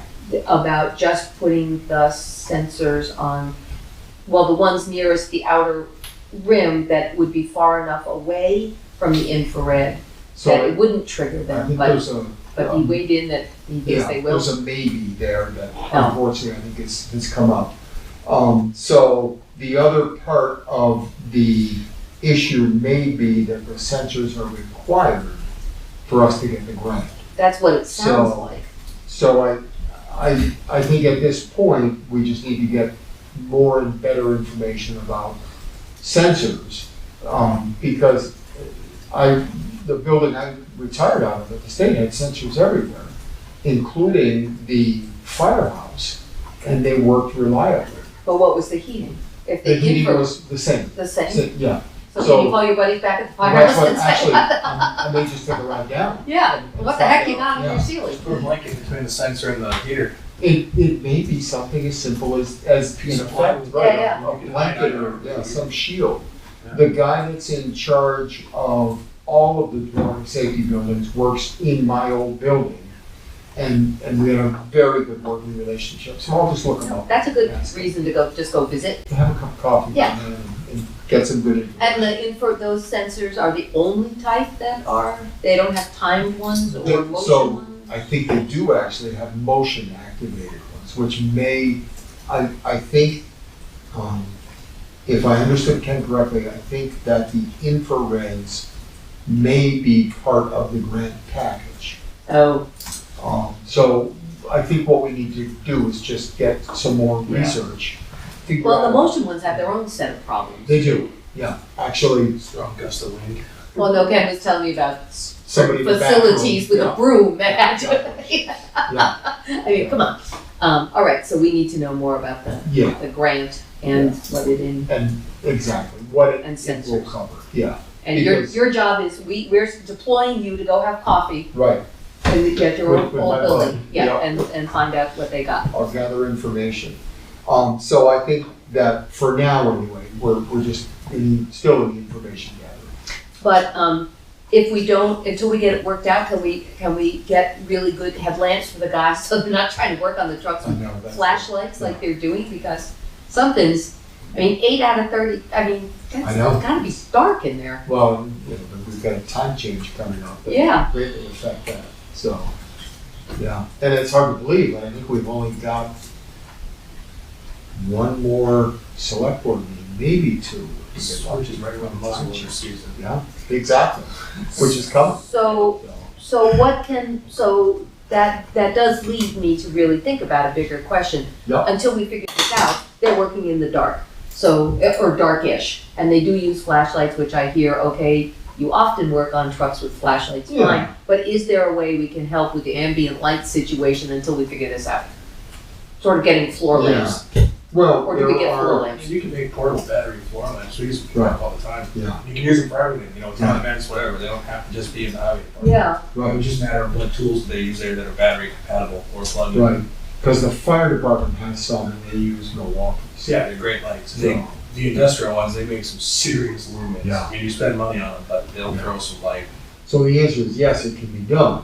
at what cost, That's- one? yeah. Is one enough, what's the actual problem? That when they walk into the bays, there's no light, or while they're in the bays, there isn't enough light, or is it both of those problems? Guessing, I have not gone in there deliberately in the dark to check the Oh, lighting. field trip, Yeah. But I would guess it's both. okay, I think it's probably a little both, because certainly you get under one of those Yeah. giant trucks and it's dark. What would be the timetable for the grant? How quick would it? well, yeah, that's the biggie. I don't know at this point. It's a Unitil grant, so my experience with those is their navigation is much faster than a federal or even a state grant. So we pay for it, they reimburse sort of thing? In general, yes. And I think that, I don't know if you've been involved in this at all, but typically that is what I happens. think I heard that too. The library, right? Yeah. Yes. They do a heating, cooling grant. or They something did along indeed. those lines. Yeah. Yep, that is correct. So if we could find out the timing, and if it's going to be months, Yeah. think of some sort of short-term Yeah. help for the guys. Yeah. Ken expects to be back on Wednesday, I believe, right? Yeah. So I'll give him a call on Wednesday. Okay. And discuss You that. still have to go have coffee. Yeah, but, well, maybe I'll go after coffee. Okay, that All would right. be good, because Yeah. I didn't realize that it was, personally, I can't work in the dark, and I would be. No, we don't want that to. No, it'd be prone for Yeah. accidents and everything Yeah, else. because we've already had incidents. Yeah. And we don't want another one. Yeah. All right, Speaking of time changes, we Yeah. can jump ahead a sec Of course. to new business on there is okay. time change, hockey, Oh. meeting times. We did go to 6 o'clock for a while there, is that helpful, necessary, or what? I like 6, don't get me wrong. I understand you guys get 5 and I don't want to ask for more. I know March through June, 6 o'clock meetings are great because I coach an hour away. Practice Okay. doesn't get out till 5. I could Oh, just- March through June, okay, so not now. Well, hockey's now, I got somebody else taking my kids to practice. We just carpool with other people. But yeah, no, if you guys wanted 6, you wanted 5, I can make it work. The only months that are really difficult are March through June. Okay, Okay, we'll put that on yeah, bring it up in April, no, May, no, bring it up. January. January, February. I'm having trouble. Because they February. need to notice a change. Yeah,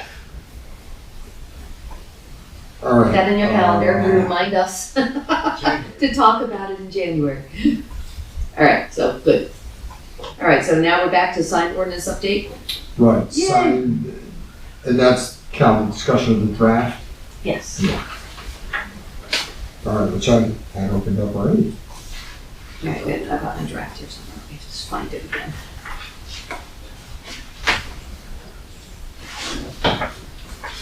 So I updated several things, but it's the highlighted ones that seemed like. That's this, yeah. Hold on. There's the draft, and there's the original. And what else is in here? Oh, the cap. Wait a minute, we didn't talk about the CIP. No, because you keep shifting us off. Oh, no, sorry. I didn't mean to. I didn't, it got added to the end of the agenda. Yeah, we're gonna get to it. Okay. See, I keep track. Okay. When we discuss Yeah, me something, I too. make a little hash mark. Me too. But I didn't go back up and see. No, I mean, we're on old business, so let's stay there, do the signed ordinance update and. Oh, I know why, because I'm looking at the agenda that I printed out and it didn't yet have the Never CIP on use- it. Never use the original. I should never use the original agenda. I do that when I go in to talk to Ken. So that's why. Gotcha. Got it. All right. All right, so the sign ordinance update, hopefully we're all looking at the same one. It's got stuff that Callan highlighted. Yeah. So I guess the first question that is a difficult one is, do you want this to be just the center or all town-owned property? So do we need to be more specific? Because what's the sign policy that you're talking about, about business signs? So zoning board, which we can probably pull it up on the zoning ordinances and the sign policy. It's, just- Do you have it? yeah, it's section 2.6 at the top of this new draft. Yeah, I you reference it, which I think is good. Yeah, just you had the blurb, it's only like a paragraph long. It's like 4 paragraphs Is it? long, and there are 8 prohibited. Yeah, that's what I meant, that's what I meant. It's like Cal, will you paragraphs. remind me how I find the ordinances again if I'm on the website? Just Google zoning ordinances, I never had it plugged and then you can in. download the whole file, all 120 pages of it, and then it's a searchable PDF It's also under municipal and then policies and ordinances. or that. And it's on the planning board page and it's on the zoning board page. But so, Put it in a lot of places because it's very. all right, so if I'm here, this one, the revised Yeah. one? All right. I don't know why, it just never seems to make sense. And All there you right, go. so there we I go. agree. So now what page? It's page 6, Really? section 2.6. Almost there. All right, page 6. 2.6, signs. All right, so we have signs versus center sign policy, which if we make this effective for the whole town, then of course this is no longer the town center sign policy, it's the town sign policy, which makes it sound like this, but this is talking more about Like town land sign policy. Right. Yep.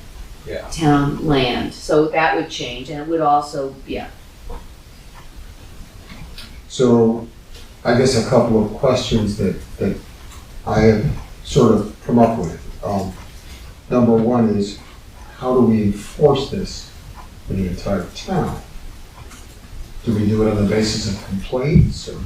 Well, so I brought this up with, I went into Ken today because I was kind of a little on it. And I Yeah. said, what do we consider town signs? Is it Baptist Hill and Baptist? Is it Right. these places? And if we have that, and they have the signs up, your T-posts or whatever you got there.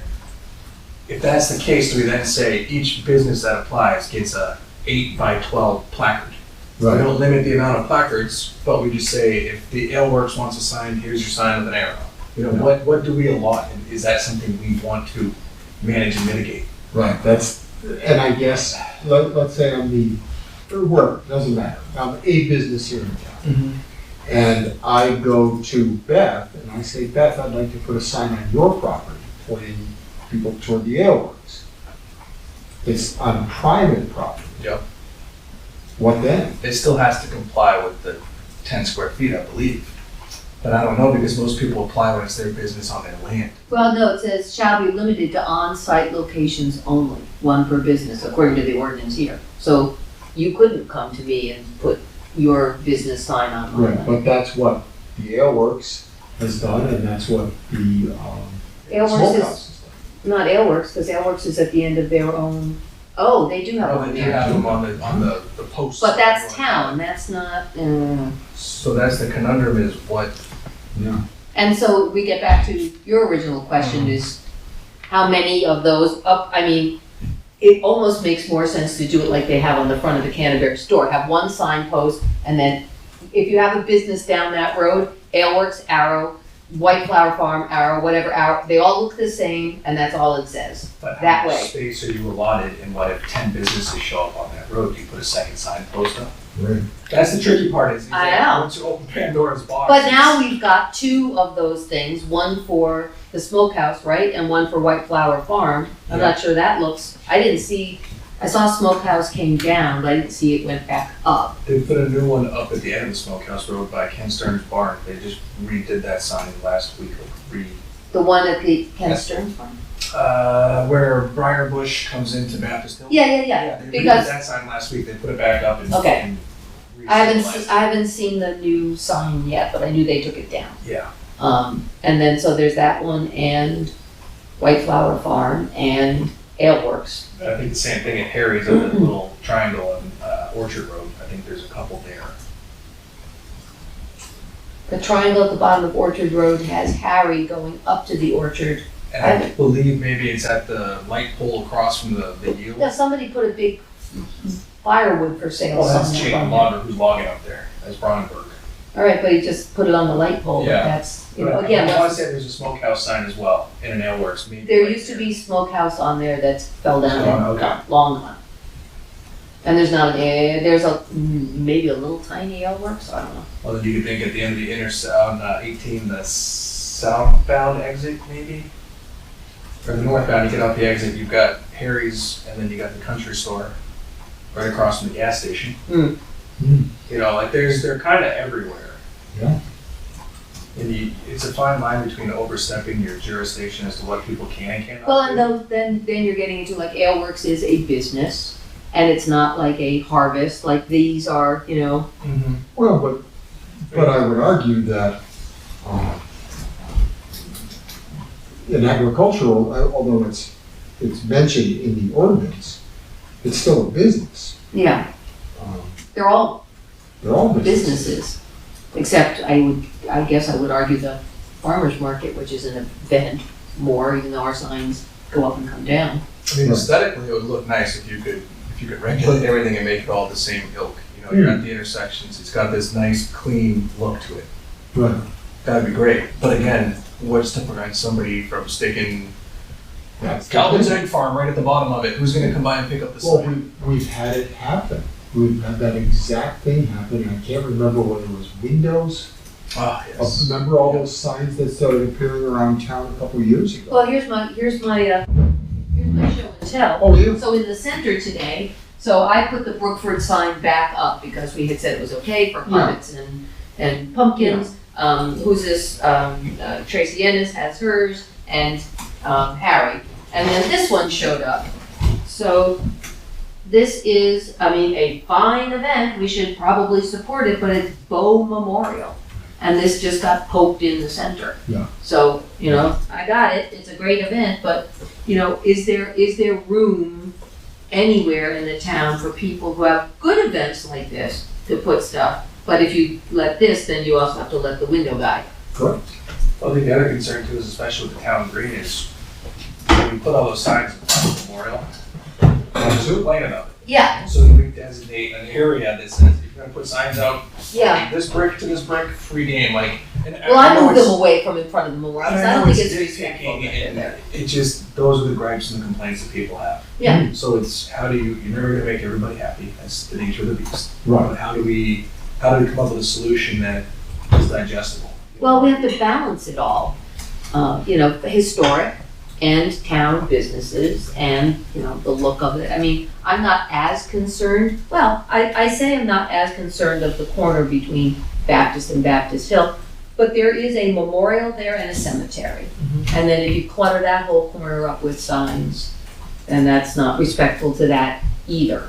Right. And I wonder what the people in the house right there think about. Or would they prefer a single post that has everything uniform on one, so at least it's not jumbled everywhere, getting hit by snowplows and, I don't wanna overstretch. No. Be overbearing, it's, I don't know, has there been complaints about visibility or, the only ones I really hear are the center. But at the moment, so we don't get totally overwhelmed and don't end up being able to do anything, do we leave this the town center? and deal with the clutter in the historic town center and then have a wider town property sign ordinance. Right. Which might just be this one with other, I think just addressing the center right now is probably the action item. It might be interesting to see what people think that the town needs. Town business, I don't know what you want to call it, intersection ordinance, I don't know what you would label it, but some people might be more welcome to having neat signs, laid out, simple, and digestible, not clutter. What I foresee, because if I remember, doesn't this have to go to town meeting in front of?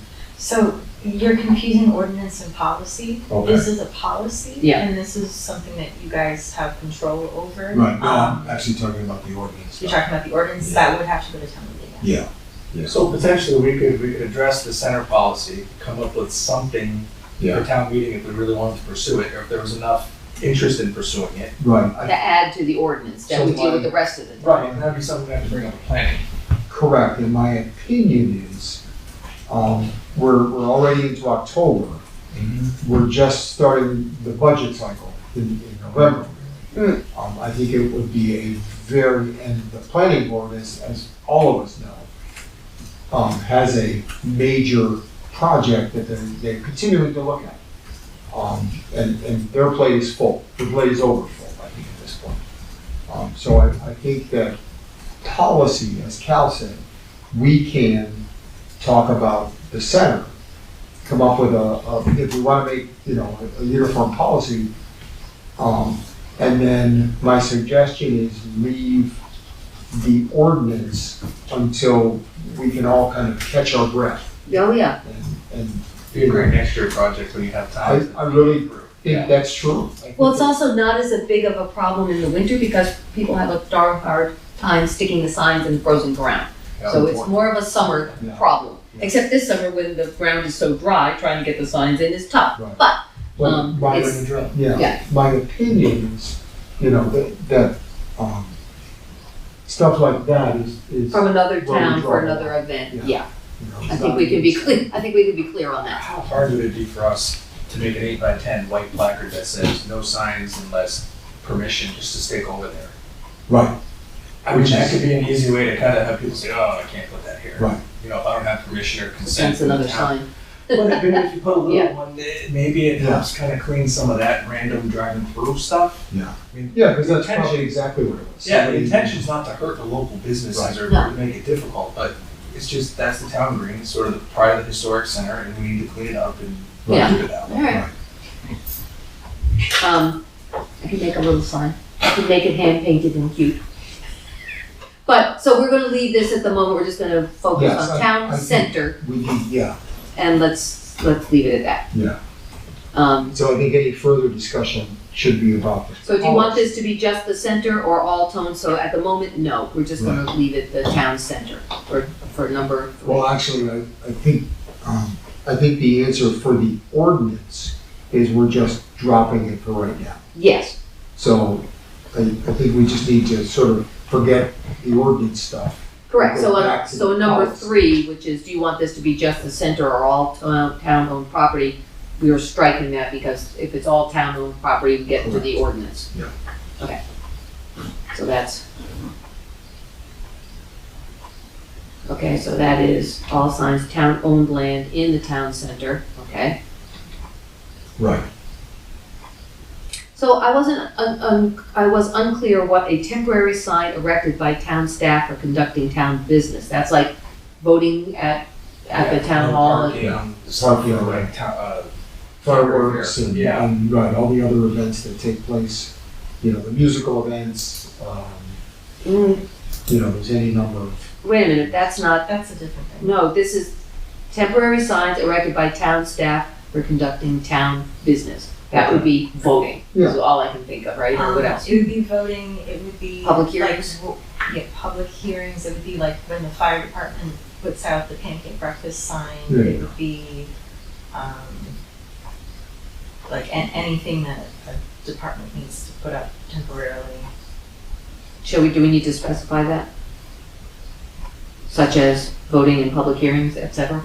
I think that I think we should probably leave it as town business. Okay. Because why handcuff ourselves?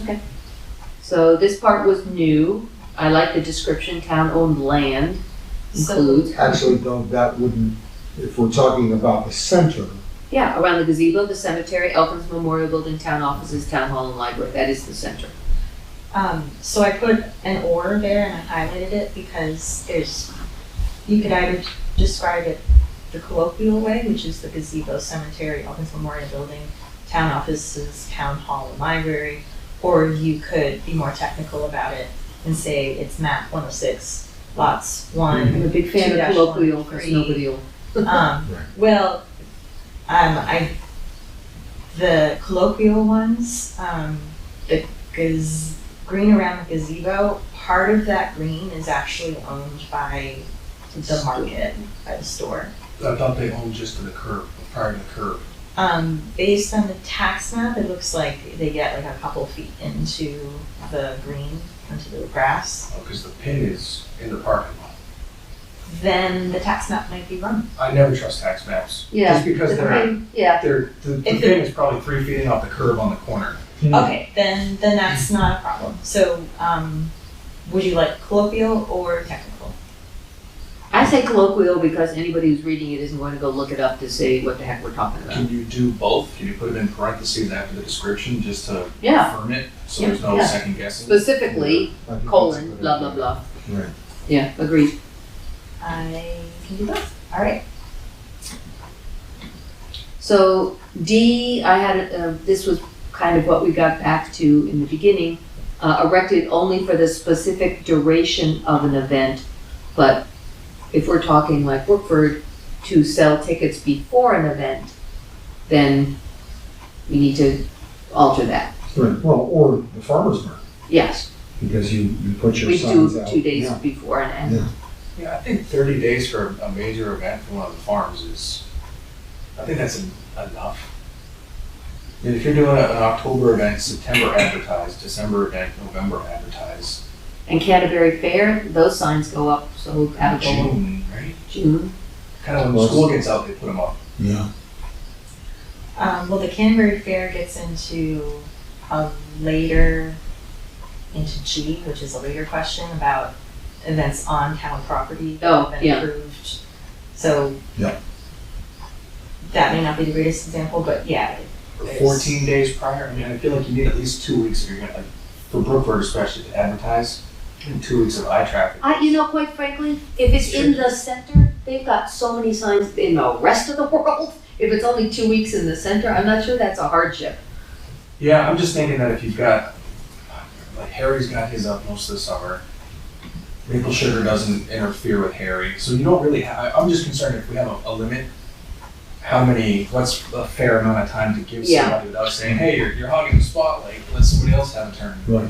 And I, as long as we're consistent in the application thereof, that's really what I, Well, if somebody's coming to ask. Somebody still has to come ask, right? correct.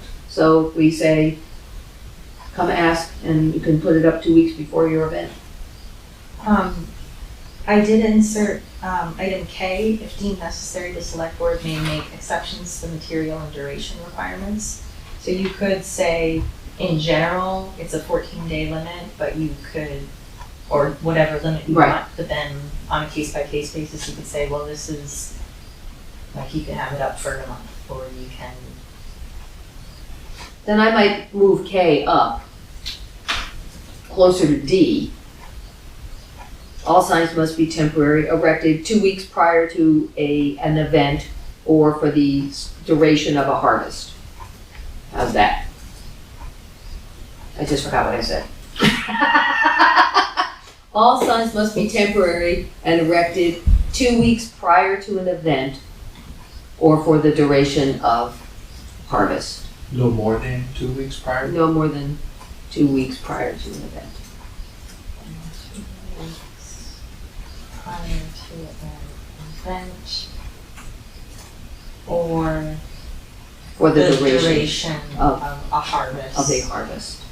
And then I would put K right either as part of that sentence. I didn't want to put K there because it says duration and material is talked about later.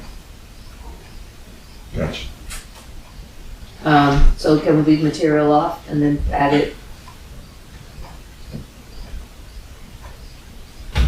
I think it's a short enough policy Okay. that we can expect. They can do it. The whole thing. Okay, do you want an exception for local candidates during February and March? No.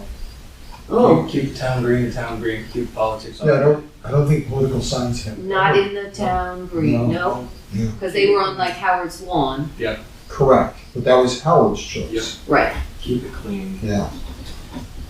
And Lois. yes.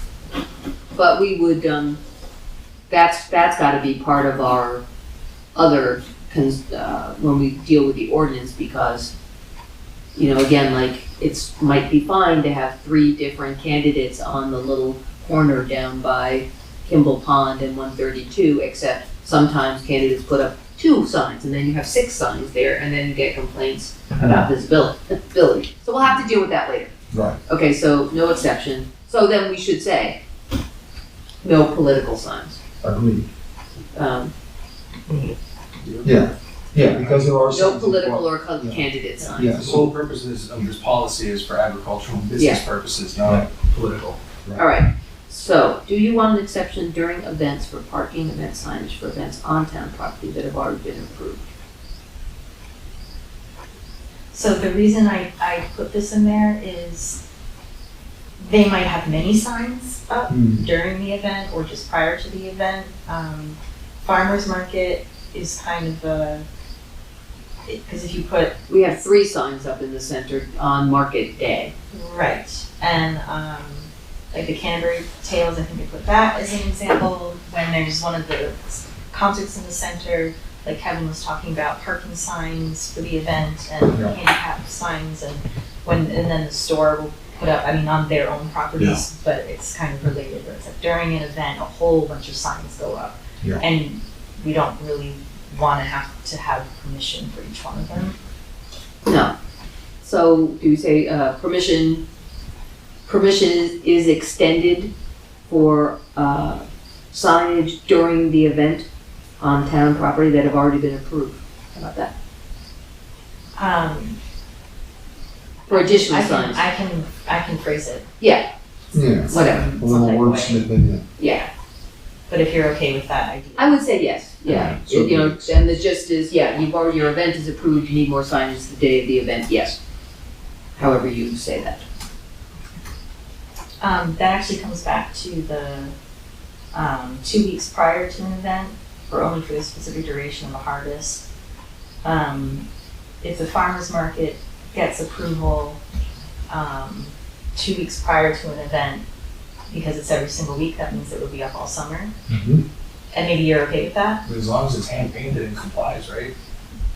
Yeah, so that would just be a So wait, difference hold on, so than we already have approval, we asked and got approval for our plastic sign in the center that goes up 2 days before the market and comes down market day, but goes up and down for the 18 weeks of the market. So So- what is that considered? If you go with the erected no more than 2 weeks prior to an event, then to me that means it can be up all summer. So I just want you guys to understand that the way this Right. would be written would allow that.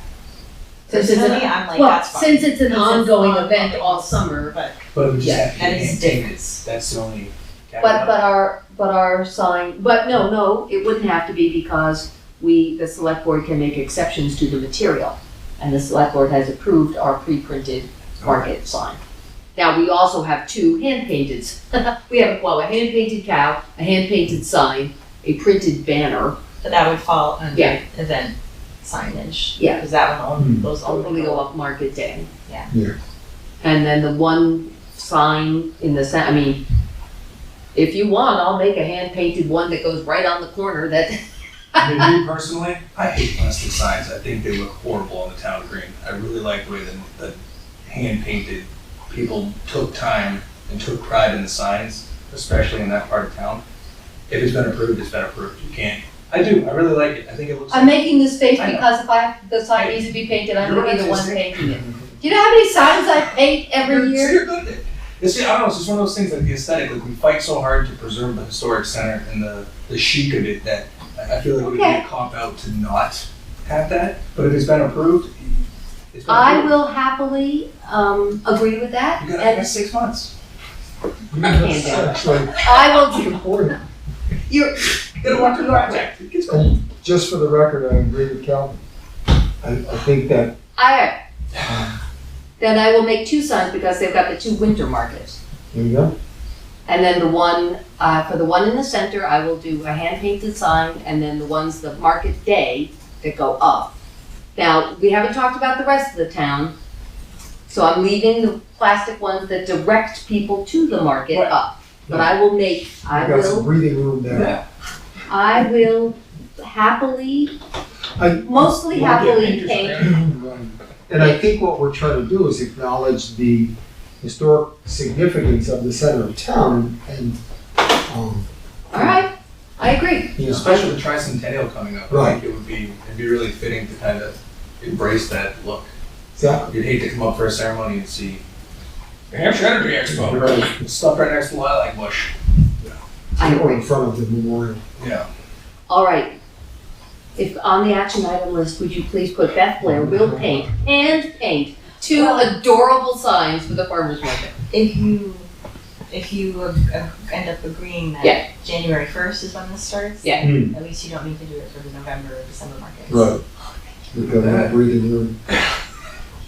Okay, I like it. You really would have 6 months. Okay, that's good. That, I'm fine. My only question though is with the application process. For instance, take Harry or Hutchinson Sugar House. Yep.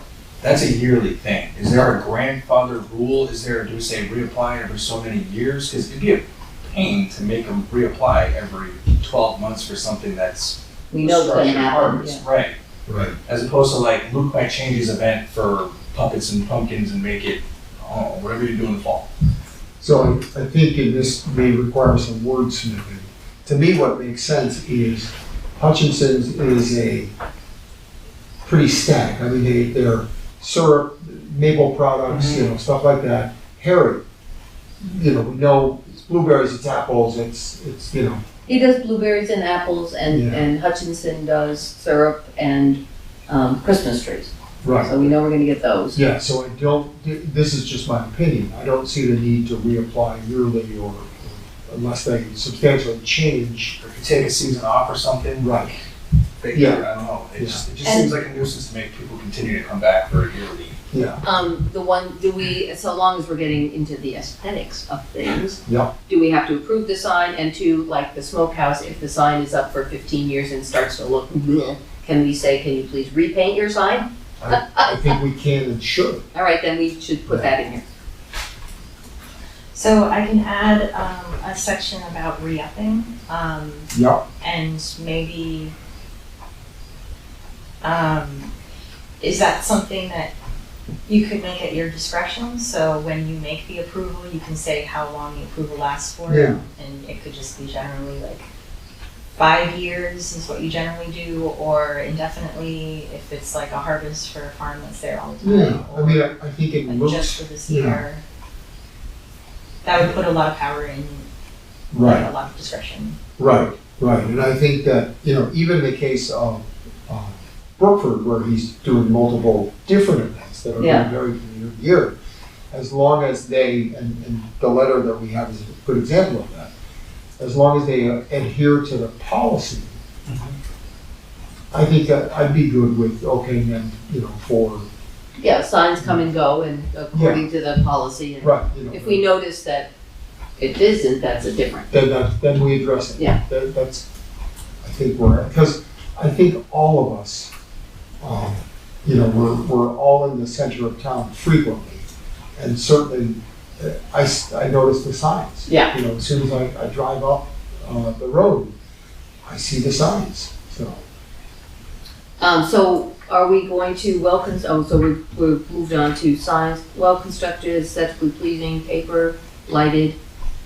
So I'm sorry, Cal, go ahead. Oh, sorry.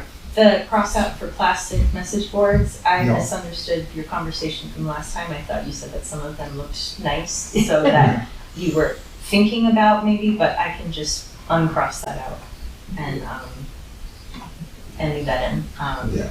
Is there anything else?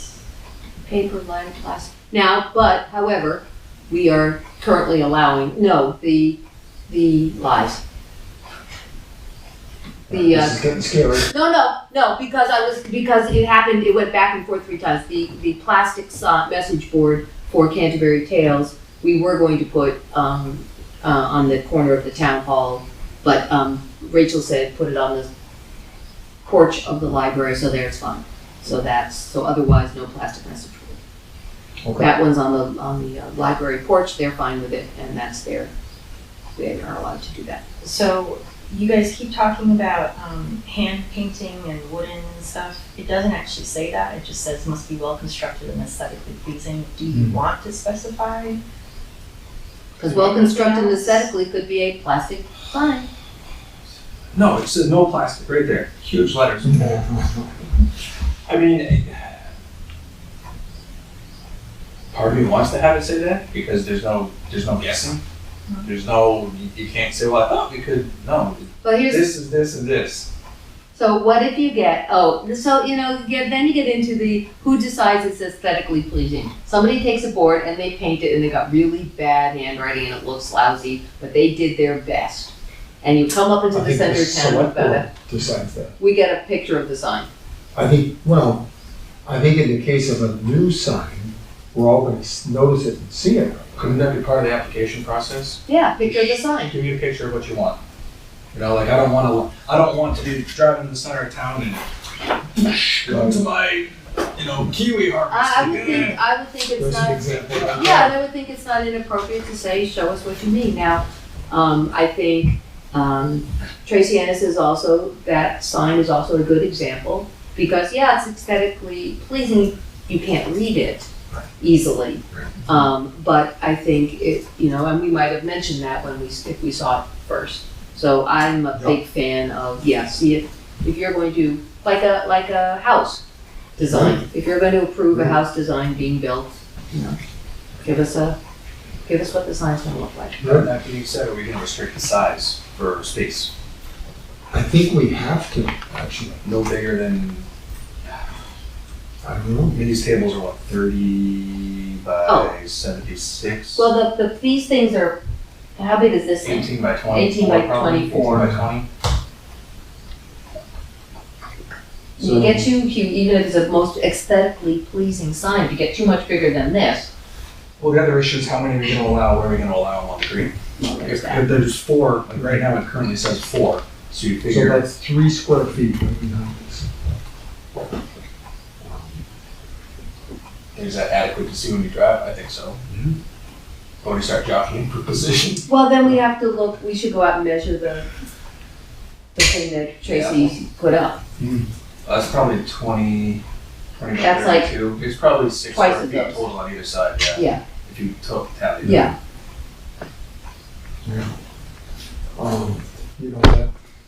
And I guess that's the other thing I think there is, do we want to set a maximum number of signs? And what happens if we get there? If it's 4 and, Luke comes up and says, well, I need to make money at this and that, which obviously all the town businesses need to make money. This is going to sound probably ridiculous, but can we do a daytime field trips where we just go look at the end of that, kind of measure space that we feel is adequate to place signs and then kind of go from there? I don't want to limit, but I feel if we limit to 3 square or 6 square, whatever we decide, Yeah. if there's ample space to put it, we just. Well, I've got demarcate like 15, no, I've got more than 15, I've got like 35, no, I've got like 135 signs in my garage. I'll come down with a fistful of them and we'll poke them around and see what we think. Because I think I think you're right, looking at it, yeah, if there's 10 no way to signs tell. might not be a lot if they're in the right place. No. Or 4 signs could be a ton if they're right there on the corner and you jumble up that corner. Yeah. I mean, I'm not a jockey for position, who gets what, but first come, first serve. So, okay, so let's leave the number of signs for our field trip, and also, quite frankly, we need to really think about this, because all signs, so, like for the, electric car petting zoo, there were 3 signs down the cemetery lawn. So, we haven't said how many signs, 4, is that the entirety of the center? I mean, we've got 3 on the green, and we've got 3 over by the cemetery, and then we've got 3 over by the town hall. If we're gonna start saying what we want the center to look like, we're gonna have to be a little bit more specific about how many where. Or signs like will be popping up on the end of the lawn for the town hall, because that's in this that's described as part of the center. If we just mark areas that can receive a sign. Well, I mean, we're going to have to approve it, but I think we need to decide ahead, if 4 on the green and 4 on the, okay, so now if we had 4 on the town hall lawn and 4 on the edge of the center and the bandstand, and then 4 along the edge of the Elkins, is that on here too? As far as the center land? Yeah. Oh, with the. Elkins Memorial, so, somebody put it. There could be a lot of signs unless we're more specific. Well, and from time to time, there are signs on all of them, Yeah, so. and then on Vanessa's lawn, if Correct. she chooses to put it on there. If she chooses to. And that, I don't think we have any control of. No,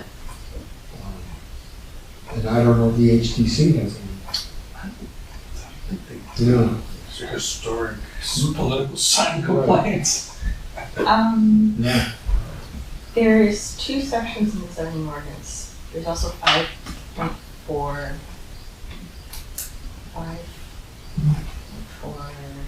Let's see. Oh, that's the Shaker Village Museum Preservation. Okay. Never mind, that's a Yeah. different. But I guess, would the cemeteries have leadership here? I believe the sexton and other members, and I can't remember what they're called, but I would There's think, trustees. is it trustees? there's trustees and there's the sexton. Yeah, that might at some point choose to weigh in on signage going up on the cemetery, part of things. But is that verge that's on this side, the outside of the cemetery wall, considered cemetery? Well, that's a really, really. The nice thing is we have until January 1st effectively. Right. to figure Yeah. this out. And I think if we kind of narrow this list down to something reasonable, I don't think it would be bad to run it by them or run it by the HTC. I think HTC would be the bigger, but that wasn't, I was gonna say, wasn't Kevin wasn't Kevin part of the conversation about maybe putting a sign underneath, on the hill of the Elkins Mhm. for town stuff? Mhm. Which I'm very surprised about, but Yeah. I think I would ask his opinion.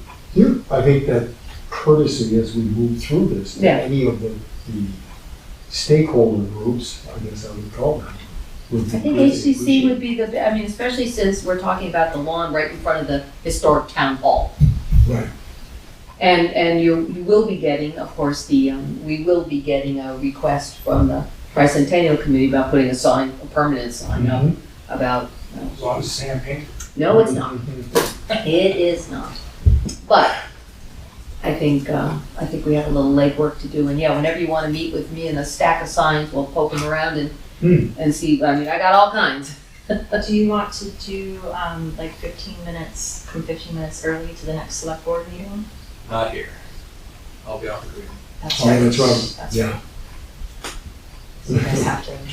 I mean, As you say, we've got till January Yeah, Mondays first. are usually free, if that makes it easy. So whether it's a schedule, as long as it's before 5. Okay, so if the 3 of us are gonna be out from the center, we have to post this as a meeting. Yeah, if the 3 of you are there together and you're discussing this, then it's. Okay. Understand. So that's why I was saying if you do 15 minutes early, then it's not, it makes noticing easier. Right. Unless it's the same night as we could do it before we have that extra meeting for the budget committee. When is that? Is that the first week of November, right? That's coming up. Yeah. For once, don't have my massive calendar with me. Let's see. I'm gonna say it was like the 4th. That's the election day. Right, that's No, we don't election. have- I don't know. Yeah, I actually don't see it.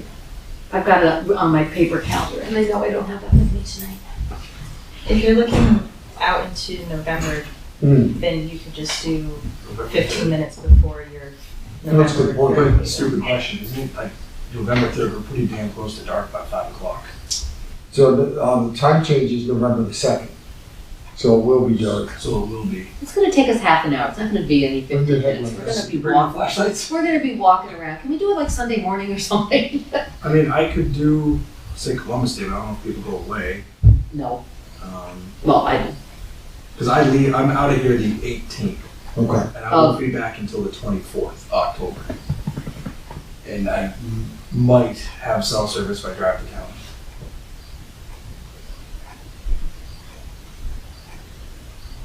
Yeah, if you guys wanna meet like this weekend, it's easy enough for me to post it. It's not. Yeah, any day, honestly, is okay with me.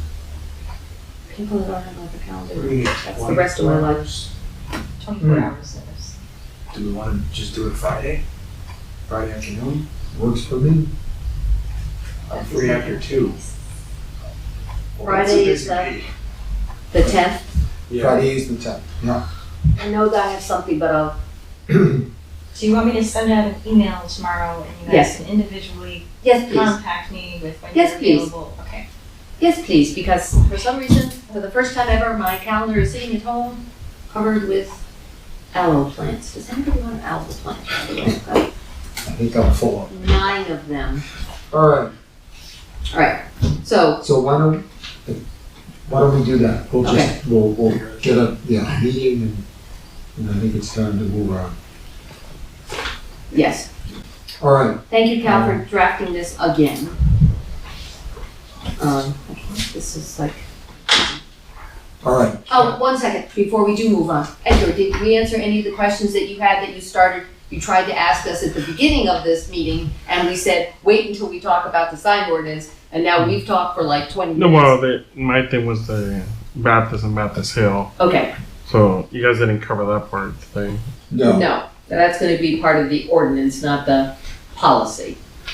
And and then I had another idea for the town sign. If we could, I was Sure. gonna, Do we have time? I could do it later, or side conversation later. Just an idea that I had. well, Something that comes and goes. Huh? yeah, go ahead. You're having a sign of all the different activities that we put that is not staked somewhere in the ground, but is visible out the parking lot over there.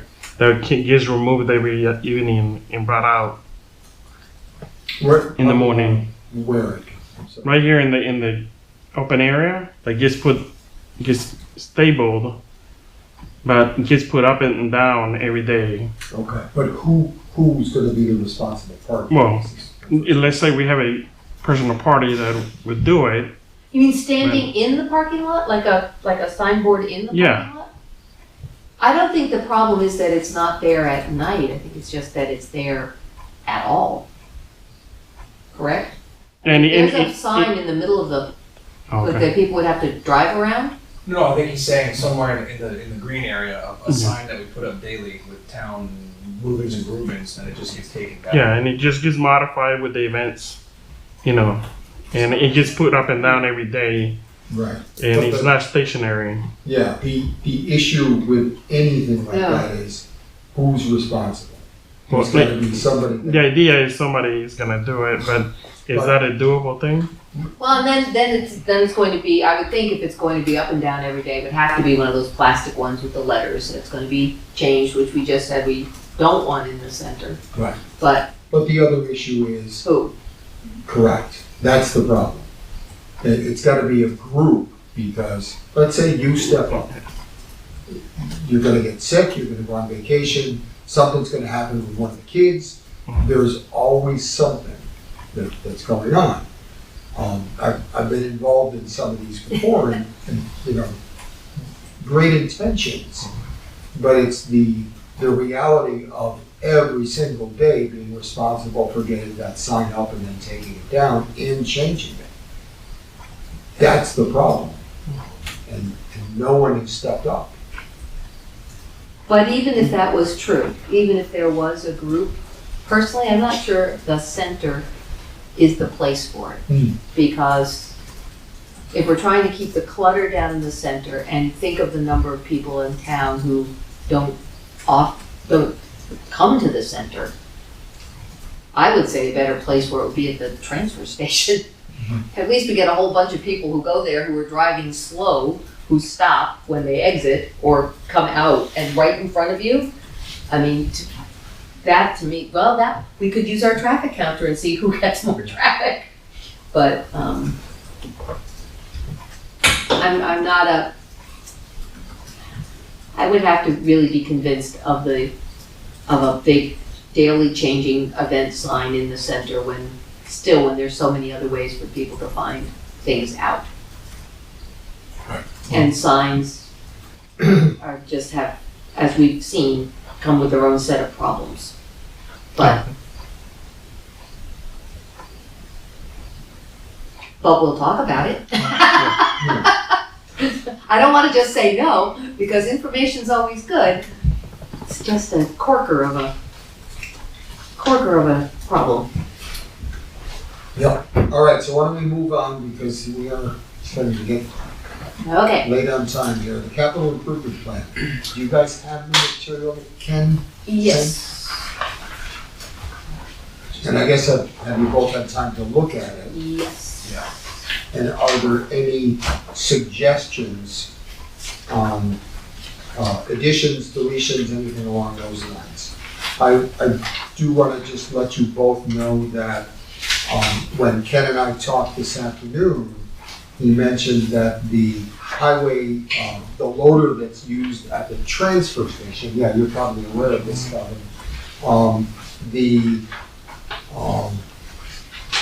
Both brakes are leaking and need service to the tune of about $5,000 per side. Ooh. And there's a motor bearing that also needs to be serviced at an additional cost of somewhere, let's call it $5,000. So 15? No, that's a 1989 loader. Okay. Yeah. So that's $15,000 on that one, Yeah. on the loader. On a 36-year-old loader. Yeah, 1989. Wow. And that happened when? Because I was just in there at like 10 o'clock Well, this morning. Yeah, he must have found out about it after that, because when he and I talked, it was around Jeez. 2:30 somewhere. But I thought that I saw a loader on the CIP. Oh, Yeah, shoot, I'm looking at the wrong. Yeah, for 27. The only thing we, might want to consider would be to move that up to 2026. And I know, with CIPs, the idea is to kind of spread the Load. expenses, As right, well. spread the load. That's what they're- And the loader, the load of the loader. Right. Man, this is, And by the way, the loader is obviously used at the transfer station to load, strangely enough, materials from,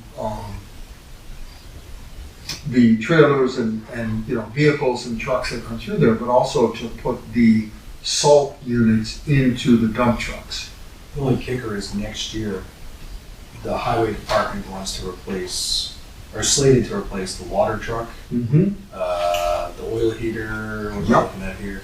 But they got $320,000 of slate replacements next year, so if you added that 160 to it, Yeah. it'd be a pretty hefty. I agree. So do we move the, and actually, let me throw a little bit of more additional information. So one of the highway department pickup trucks is out of service, parked behind, I think, the municipal building. Yeah, the great one. Correct, because it will, in inspections, granted they're going away, but we can't in good conscience put that vehicle back on the road. So it's just not roadworthy any longer. Is there anything else we Which could one? switch? Is that the highway department? Highway department pickup truck. Pickup. Yeah, pickup truck, Okay, so there's police, fire, highway, pickup truck. yeah.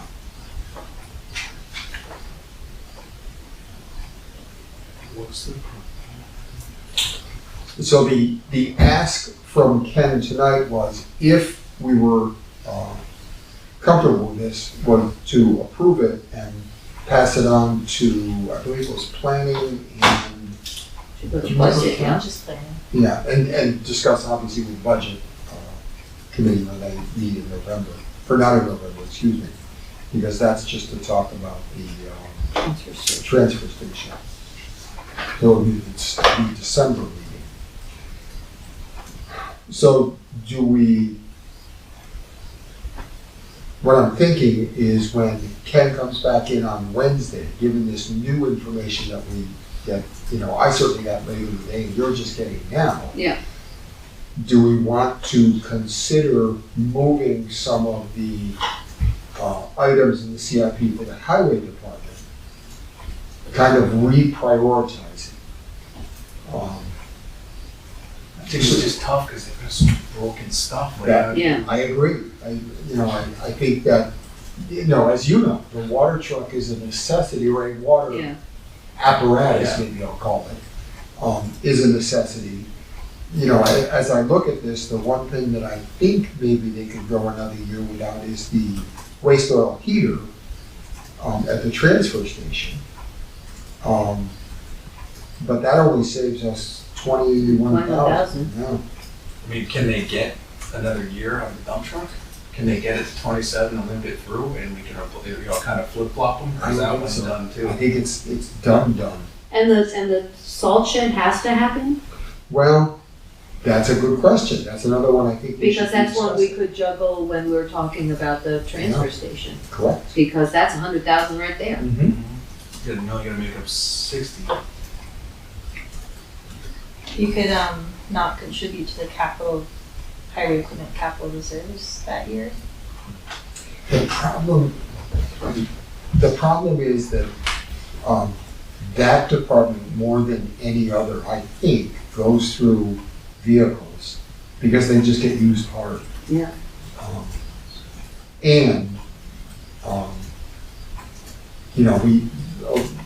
As I see it anyway, these are must-haves for us to continue to have a So the function. two cap reserves Could we put are, off a police car? That's 60 grand right there. If we do flip flop, you'd make the difference up. I think that's an idea. I mean, if the take homes and we don't have the fourth officer currently, Right. that might be, I don't know if chief will appreciate it, but But I think that the But we're tough also- decisions fall to us. yeah. And the need, I think, for the highway department, and for all of us for that matter, is to have a functional loader. because the police want 2 cars, or slated for 2 cars. Right. I mean, if you get one, that's better than none, and Mhm. if you move around. Well, and as you say, if we're down and off, when are we gonna find an officer for a car? Yeah, it's, Right. you gotta rob Peter to pay Paul sometimes, and Right. You're exactly right. We do. Yeah. So if we can consider, well, where would we move or just strike the new salt shed? We have to move it to the discussion of the transfer station. Yeah, I think that's one of those where we need, right, as part of the transfer station discussion, Right. we should be asking, should be asking those kinds of questions, I guess.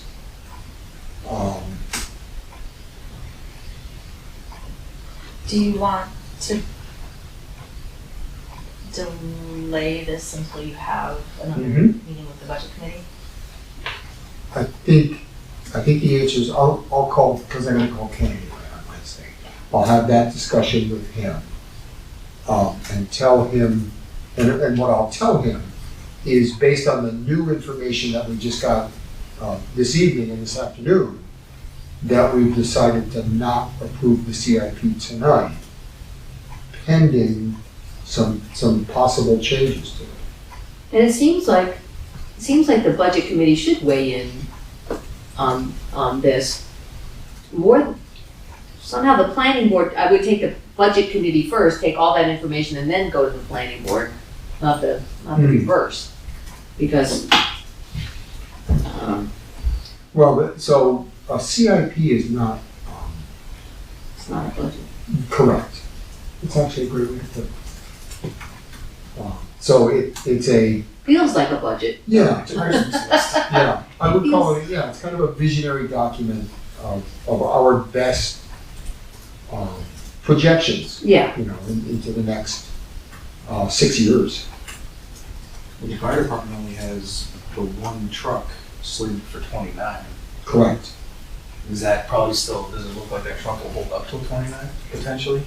At this point, I think so. Okay. You know, as always, no guarantees.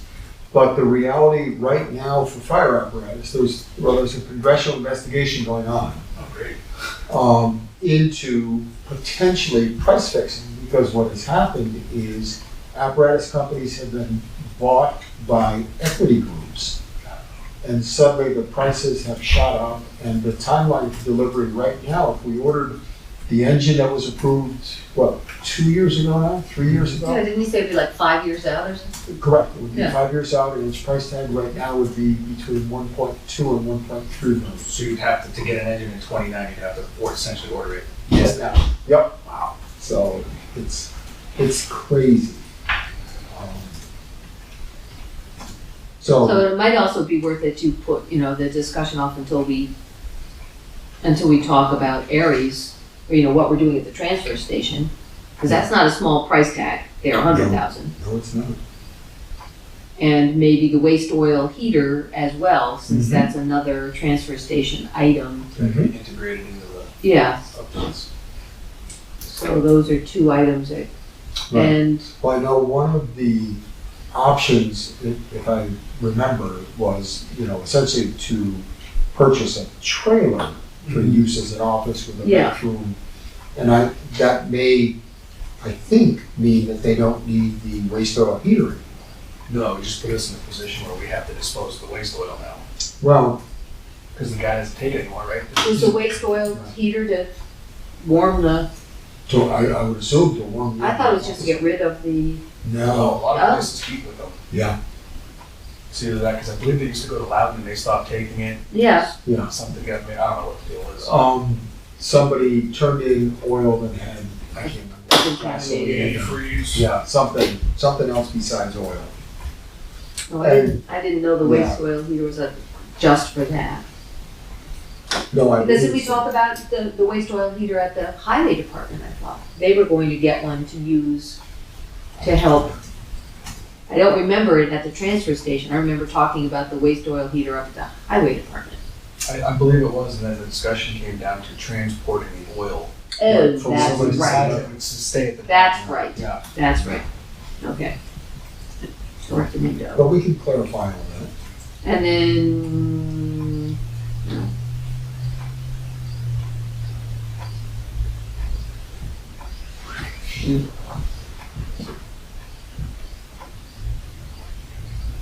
So I think that there are some questions we need to have answered. so, transfer station stuff, a police Yeah. car, Yep, potentially. potential, And, you know, I think we have to probably look at all of the items on this. And maybe revise some of the estimates as well. Time estimates. I thought Gold Star was, why is Gold Star still listed here under bond payments, if that was done? Is it the last payment this Yeah, I know it'd be the new bond, right, for the new truck? No, it says Gold Star. Bond payments, Gold Star. That might just be a mistake, I can ask. Okay, because I thought we About it. we I made think big we are. hoopla about having it be I gone. think it is gone. Okay. Yay? Oh, no, I'm sorry. No, so this is, yeah, Gold Star may have just gotten left in there, but I can't remember that we paid off the command cars, the fire department, the fire Yeah. chief's vehicle. Yep, Um, bridge is, Well, it's worth checking. Yeah, we'll Yeah, double check that's- those. and the bridge is, Correct. Yeah, because that was all under one bond. okay, Yeah, I think you might be referring to the one for the sod fund, right? which is Gold Star. Right. I thought it was done. Yeah, so we may just need to take Gold Star. out. Okay. And I think there was a bond though for the bridge, the command car, and a police cruiser or two, I can't remember. And as far as heat Yeah. pumps at the library, when one starts putting in heat pumps, do you have to do them all at once? Is that in here? So it's not, Elton's library heat pumps. 2,000. Good question. All I right. don't know the answer to that either.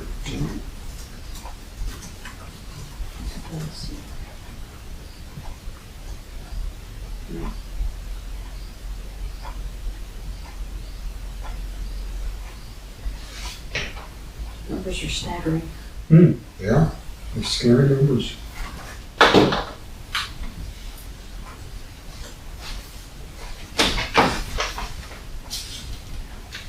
Well, and of course, the whole that discussion about the officer and, or how many we have or don't have is what happens if we then hire somebody and we don't have a car. Well, they still have the 2018, they just Right. don't have a 2026. They just would have a new one. All right, that's true. And there should be a vehicle there that isn't being used. Yeah, because there's more. Nobody can take it home. Okay. All right, so we went through, for now anyway, the CIP discussion. HB 314. Cal, you sent out some information. It was an excellent recap of the I believe it's in the. issue. New New business. business? I Yeah. printed out You the did? text of the bill, and I think I sent you an email You Yeah. did. recapping it. Yeah, The recap was great, thank you. So the decision that you need to make is, do you want to send a letter in support or against, or not send anything at all? That's up to you. I felt like the first letter that we wrote, or the first bill that, the first issue that we wrote the letter for was very clear. And as you've outlined here, this one seems not as clear to me. The issues. okay, does that make it more dangerous or less dangerous? Yeah, well, that is the question.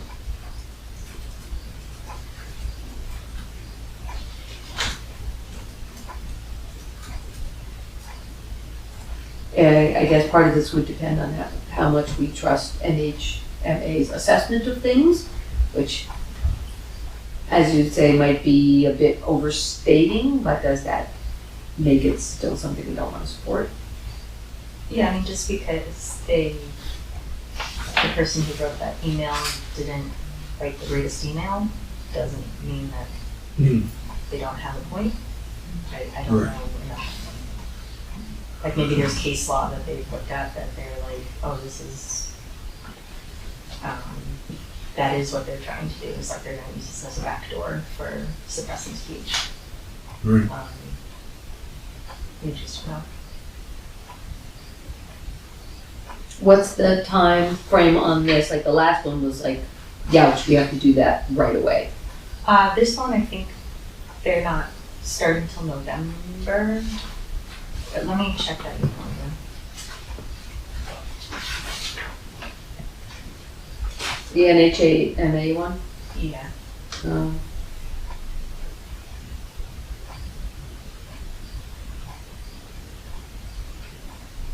October 8th, they're considering further action on the bill. Yeah, okay, so I guess we do need to decide tonight if you want to say anything. So it's a House Committee workshop, and they're considering further action on the bill. It does three things, public and large number of individuals from engaging.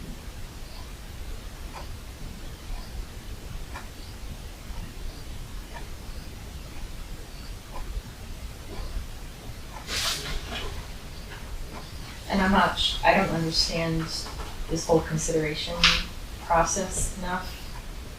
Like my knowledge of legislation was that like they were in session and they voted on stuff and then the governor signed stuff and I thought it was over, but I guess it's not over, so. Don't they go back in December and relook at some of the stuff? Isn't that like the end of the year? That's the reconsideration. Yeah, that's, I think that's what they're building up for, so.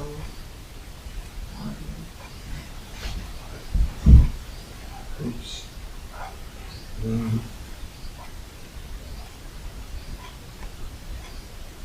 So is this the same because it says if any municipalities formally voted to oppose this bill last winter? Oh, no. This is not the bill that we voted, that we just sent the letter about. That was another. Yeah, that was SB Yeah. 213. If you think this is overkill, or Overstated. I mean, it probably did, it was created last winter, but it was probably among the 500 bills that NHMA was tracking at the start of the session, and it probably dropped off somewhere.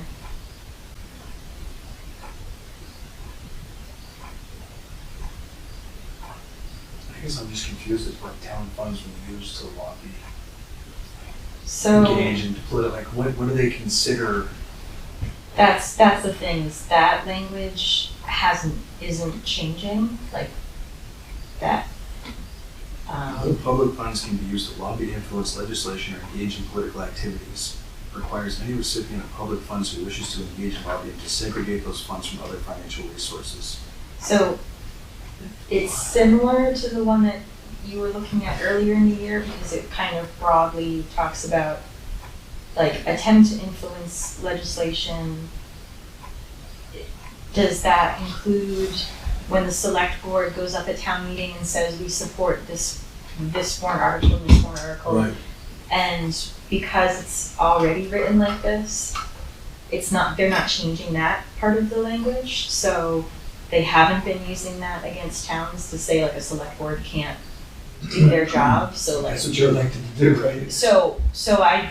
They haven't been using it for that purpose, so I don't see compelling, I don't see them changing that. But it is weird that they're going back to this and they're saying, okay, we're making it a misdemeanor, we're doing, like, you have to segregate funds, you have to do all of this stuff.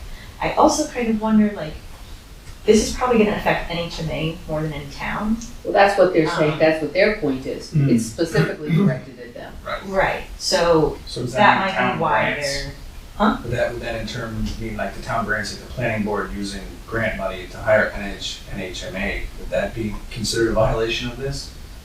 Because you're Oh. taking into account their perspective, their view, what they're, I'm not saying they're pushing an agenda, but you're hiring a lobby essentially. But we don't hire NHMA. well, We we pay pay grant money. dues. Oh, We we pay do. dues, Yeah. yeah, that's So true. is that For what getting they're advice. scared of? No, actually, we pay them. They come and they have a blank grant application in their hand. We have a grant for $20,000 to do whatever. Fill this out, sign it, then they get the grant, and then the town hires them for $20,000 to do whatever the grant covers. That's Central New We Hampshire. have to regional Oh, no, I'm planning. sorry, you're right. Yeah, not NHMA, I was gonna say, yeah, we You're don't, right, they yeah. are. I'm sorry. But it's one and the same. I mean, is that what they're trying No, to do? They're not that one and one's the same. No, I'm not saying the same organization, I'm saying in the context that you're taking grant money, which is public. I'm just trying to wrap my head around what impact it's gonna have on the town. Like, what do we do that would be in Well, question? we do, We pay them dues, we pay Correct. NHMA Yeah. an annual like. That gives us the 3,000. ability to yeah, access their stuff and their seminars and their right, the, everything, yeah. their knowledge, and ask Yeah, like questions. they're lawyers, primarily, Yeah. is what we use them for, is we get a bunch of free legal advice from them. So if this passed, they would probably have to do some work to separate their lobbying functions from the rest of their functions.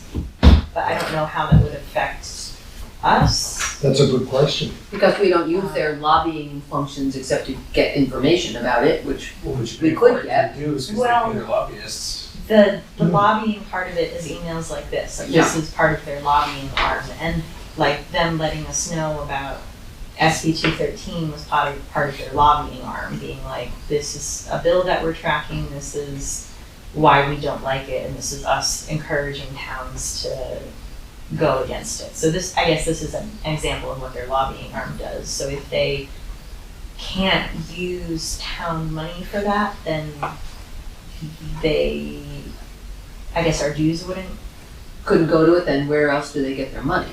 I That's a don't good know. question. So it seems like supporting them would still be a good idea. Yeah, I don't know. This is also like, yes, Wednesday is their meeting about it, but it doesn't, if we understand the legislative process correctly, then it sounds like maybe it's not till December that this would Be to voted a on. vote, so They want us to weigh in. we could try to get more information about what exactly this means. I just wish it was more black and white, like, just be vague, or not so vague, be blunt about it, like, Well, we can contact our committee members and get more, it says to express opposition, but how about connecting them? Well, Contacting them to get more information, like, what? one of our representatives, Kim Brills, Oh, yeah. he's one of the sponsors of the bill. Hmm. So you could try contacting him. I know.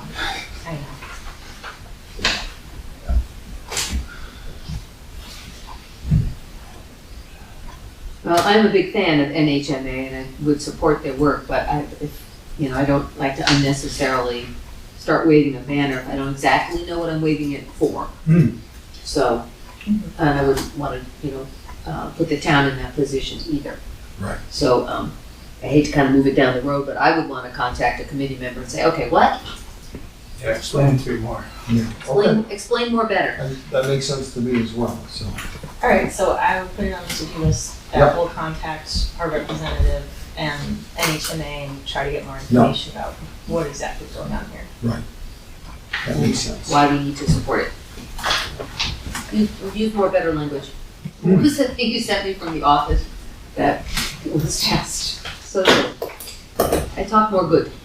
All right, I believe we covered everything on the agenda. And some things that weren't. Lots of things that were. Anybody have anything else? All right. You leave me alone with that. I don't believe that I have any, and I probably do, but it's usually written on the corner of my calendar, and I don't have my calendar, so I'm all set. Free the calendar. I have the calendar, except I wish we could find the date of when that, when the the extra budget meeting is that we have. It's not in my calendar. It's not on the. It's not November 12th, because that's why I pulled over and went over this. It's not Wednesday the 12th. Okay, Okay. That's the only definite day I know it is let not. me just take a quick, Process of I'm just looking at our, the calendar that's already set up on the. I thought it was the 4th. I thought it was around the first week of November.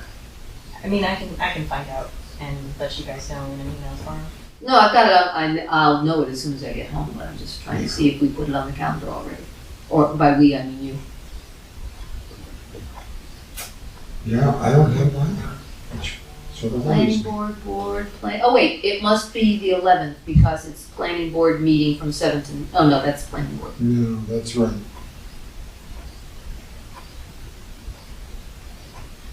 It does not appear to be on this calendar either.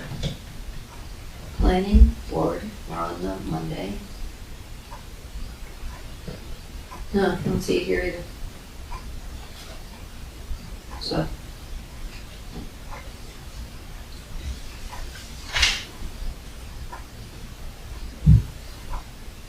No, No, I don't see it either. that is an important thing to find out. Yeah. All right, All right, we'll let you research and let us know. Yeah. All right, I'll make a motion to adjourn. I will second that motion. All those in favor? Aye.